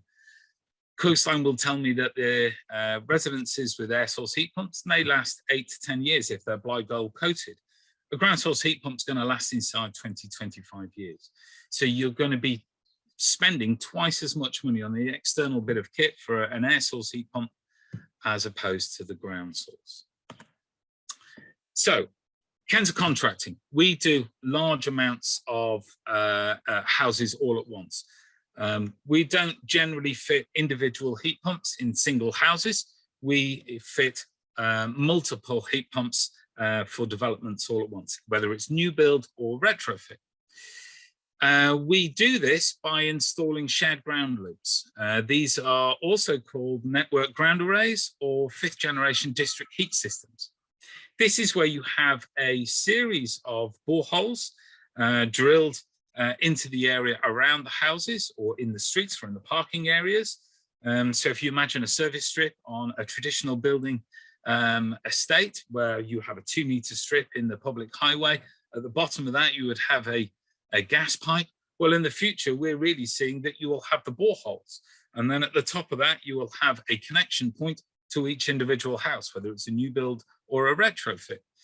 In a retrofit example, when your gas boiler runs out or your oil boiler doesn't work anymore, you can then take the opportunity to say, okay, what heating system am I going to have now? Or actually, there's a connection outside where I can connect to the ground, the shared ground loop or networked ground loop. So then you can take advantage of all the advantages of a ground source as opposed to having to have direct electric or an air source system. This works for large systems, large developments of many properties, or just a few houses in the end of a cul-de-sac. We can come along and put in 1 or 2 boreholes and connect up a small number of houses as well as a large number of houses. This mimics a traditional gas framework where you would have a third-party company that would own and maintain the pipework in the ground, would levy a service charge, an annual connection fee, much the same as you pay a standing charge for your gas pipework. And then the owner of the house will just connect to the flow and return pipes to the ground array. And at that point, they will own everything inside the house. So the heat pump would be theirs, just the same as you buy and maintain your own gas boiler. This means the cost is then very equivalent to the current gas boilers or air source heat pumps. So the cost of then having your ground source heat pump in your house, you're buying a heat pump from us, from Kenza, at somewhere between £3,500 to £5,000, depending on the size of the heat pump you need. And we are a very small company compared to the people that make gas boilers at the moment. So you can imagine in years to come, when economies of scale really kick in, the heat pumps themselves the cost of those will come down and down, and you will be able to just replace and maintain them as you go along. Maintenance of a heat pump is much the same as the maintenance of your fridge in the garden, in your house. The fridge is a heat pump. If you imagine a fridge was made of rubber and you could turn the whole thing inside out, the grill at the back becomes the radiators in your house, and the food inside the fridge, which gets cold, that's the ground source. That's the ground which takes the heat energy from. You don't have an annual maintenance charge for your heat pump. If you have an unvented cylinder, you might need to have a look at that. Certainly in social housing aspects, there's a regulation, a G3 regulation, to annually inspect an unvented cylinder. However, if you are your own homeowner, you would undertake that yourself. You could have a standard vented cylinder. So the maintenance costs are very, very low. The running costs are the lowest, and the carbon emissions are also the lowest. So that's really what I needed to tell you. No, thanks for that, George. That's just really, informative, yeah. I just wanted to then come on to why heat the streets, because this is really the elements that we are doing in Stivians. We recently won a bid for and won an ERDF grant, which was £6.2 million, with some private match, gave us nearly £9 million. And this has then enabled us to install 500 heat pump installations across Cornwall. And this is across the full gambit of new build and retrofit properties. And very excitingly, we will be putting in 100, up to 175 properties in Stivians, where we will, the funding will allow us to install for free the installations in private homes in Stivians, where Kenzie Utilities, the other part of the group I spoke about earlier, will then own and maintain the ground array in exchange for an annual connection fee from each homeowner, which is going to be signed up to the system. For 20 years, they will pay an annual connection charge, receive a full kit for free, and just like the gas system, they will then benefit from really low cost heating and taking them off oil. And really what we are aiming to show with this project is to show that you can do this in any part of the country. If you can do it in Stivians, you'll be able to do it anywhere in the UK. Sorry if I haven't quite got much longer to go for, but there we are. That's a quick overview of what we're doing at Kenza. No, that's a fantastic amount of information. I think you've sold a lot of people on the idea and the project in Stivians. I mean, you know, the fact you're able to access grants and deliver that for people at a really affordable cost is just, yeah, inspiring. And I hope people will see that as the way forward. I hope you're getting lots of site visits on that. Yeah, I must just say big thank you to Lisa Tressida, who I think is on the call still, but may have had to leave, but she was instrumental in getting the funding from the European Regional Development Fund, which is some of the last I think we'll see. Yeah, well, we can always hope for the Shared Prosperity Fund and what that will deliver. But yeah, no, good use of external funding. No, thank you. So we're probably nearly at the end now. We do have time for. We've all absorbed a fantastic amount of information today. Lots of talks have been really inspiring. I've learned a lot. I'm happy if anybody wants to verbalize any questions, to take questions now. We will be distributing everything, the presentations, the video, a link to the video, an edited version of the chat, contact details, all that will be available to everybody. We were going to sort of put it out there and ask for ideas for an autumn webinar sometime in late October, perhaps. And so if anybody's got any bright ideas they'd like to flag up now, the two things I'm sort of hearing out of all of the comments there are perhaps one around policy, and I know that Cornwall Council are thinking about refreshing their local plan. So maybe that's something we can talk to the council about, getting a forum, if nothing else, to see what the people of Cornwall would like to see in their local plan. And the interesting thing is that self-build has come up quite a bit, and I know there are quite a lot of barriers to self-build, but there seem to be some solutions in all the talks this morning, especially around modular and panel building. So that would be the two I've picked up on. But if nobody else has any suggestions or questions, I'm here. I'm happy to thank you all for your attendance. I hope you found it as interesting as I have, and have a good rest of your day.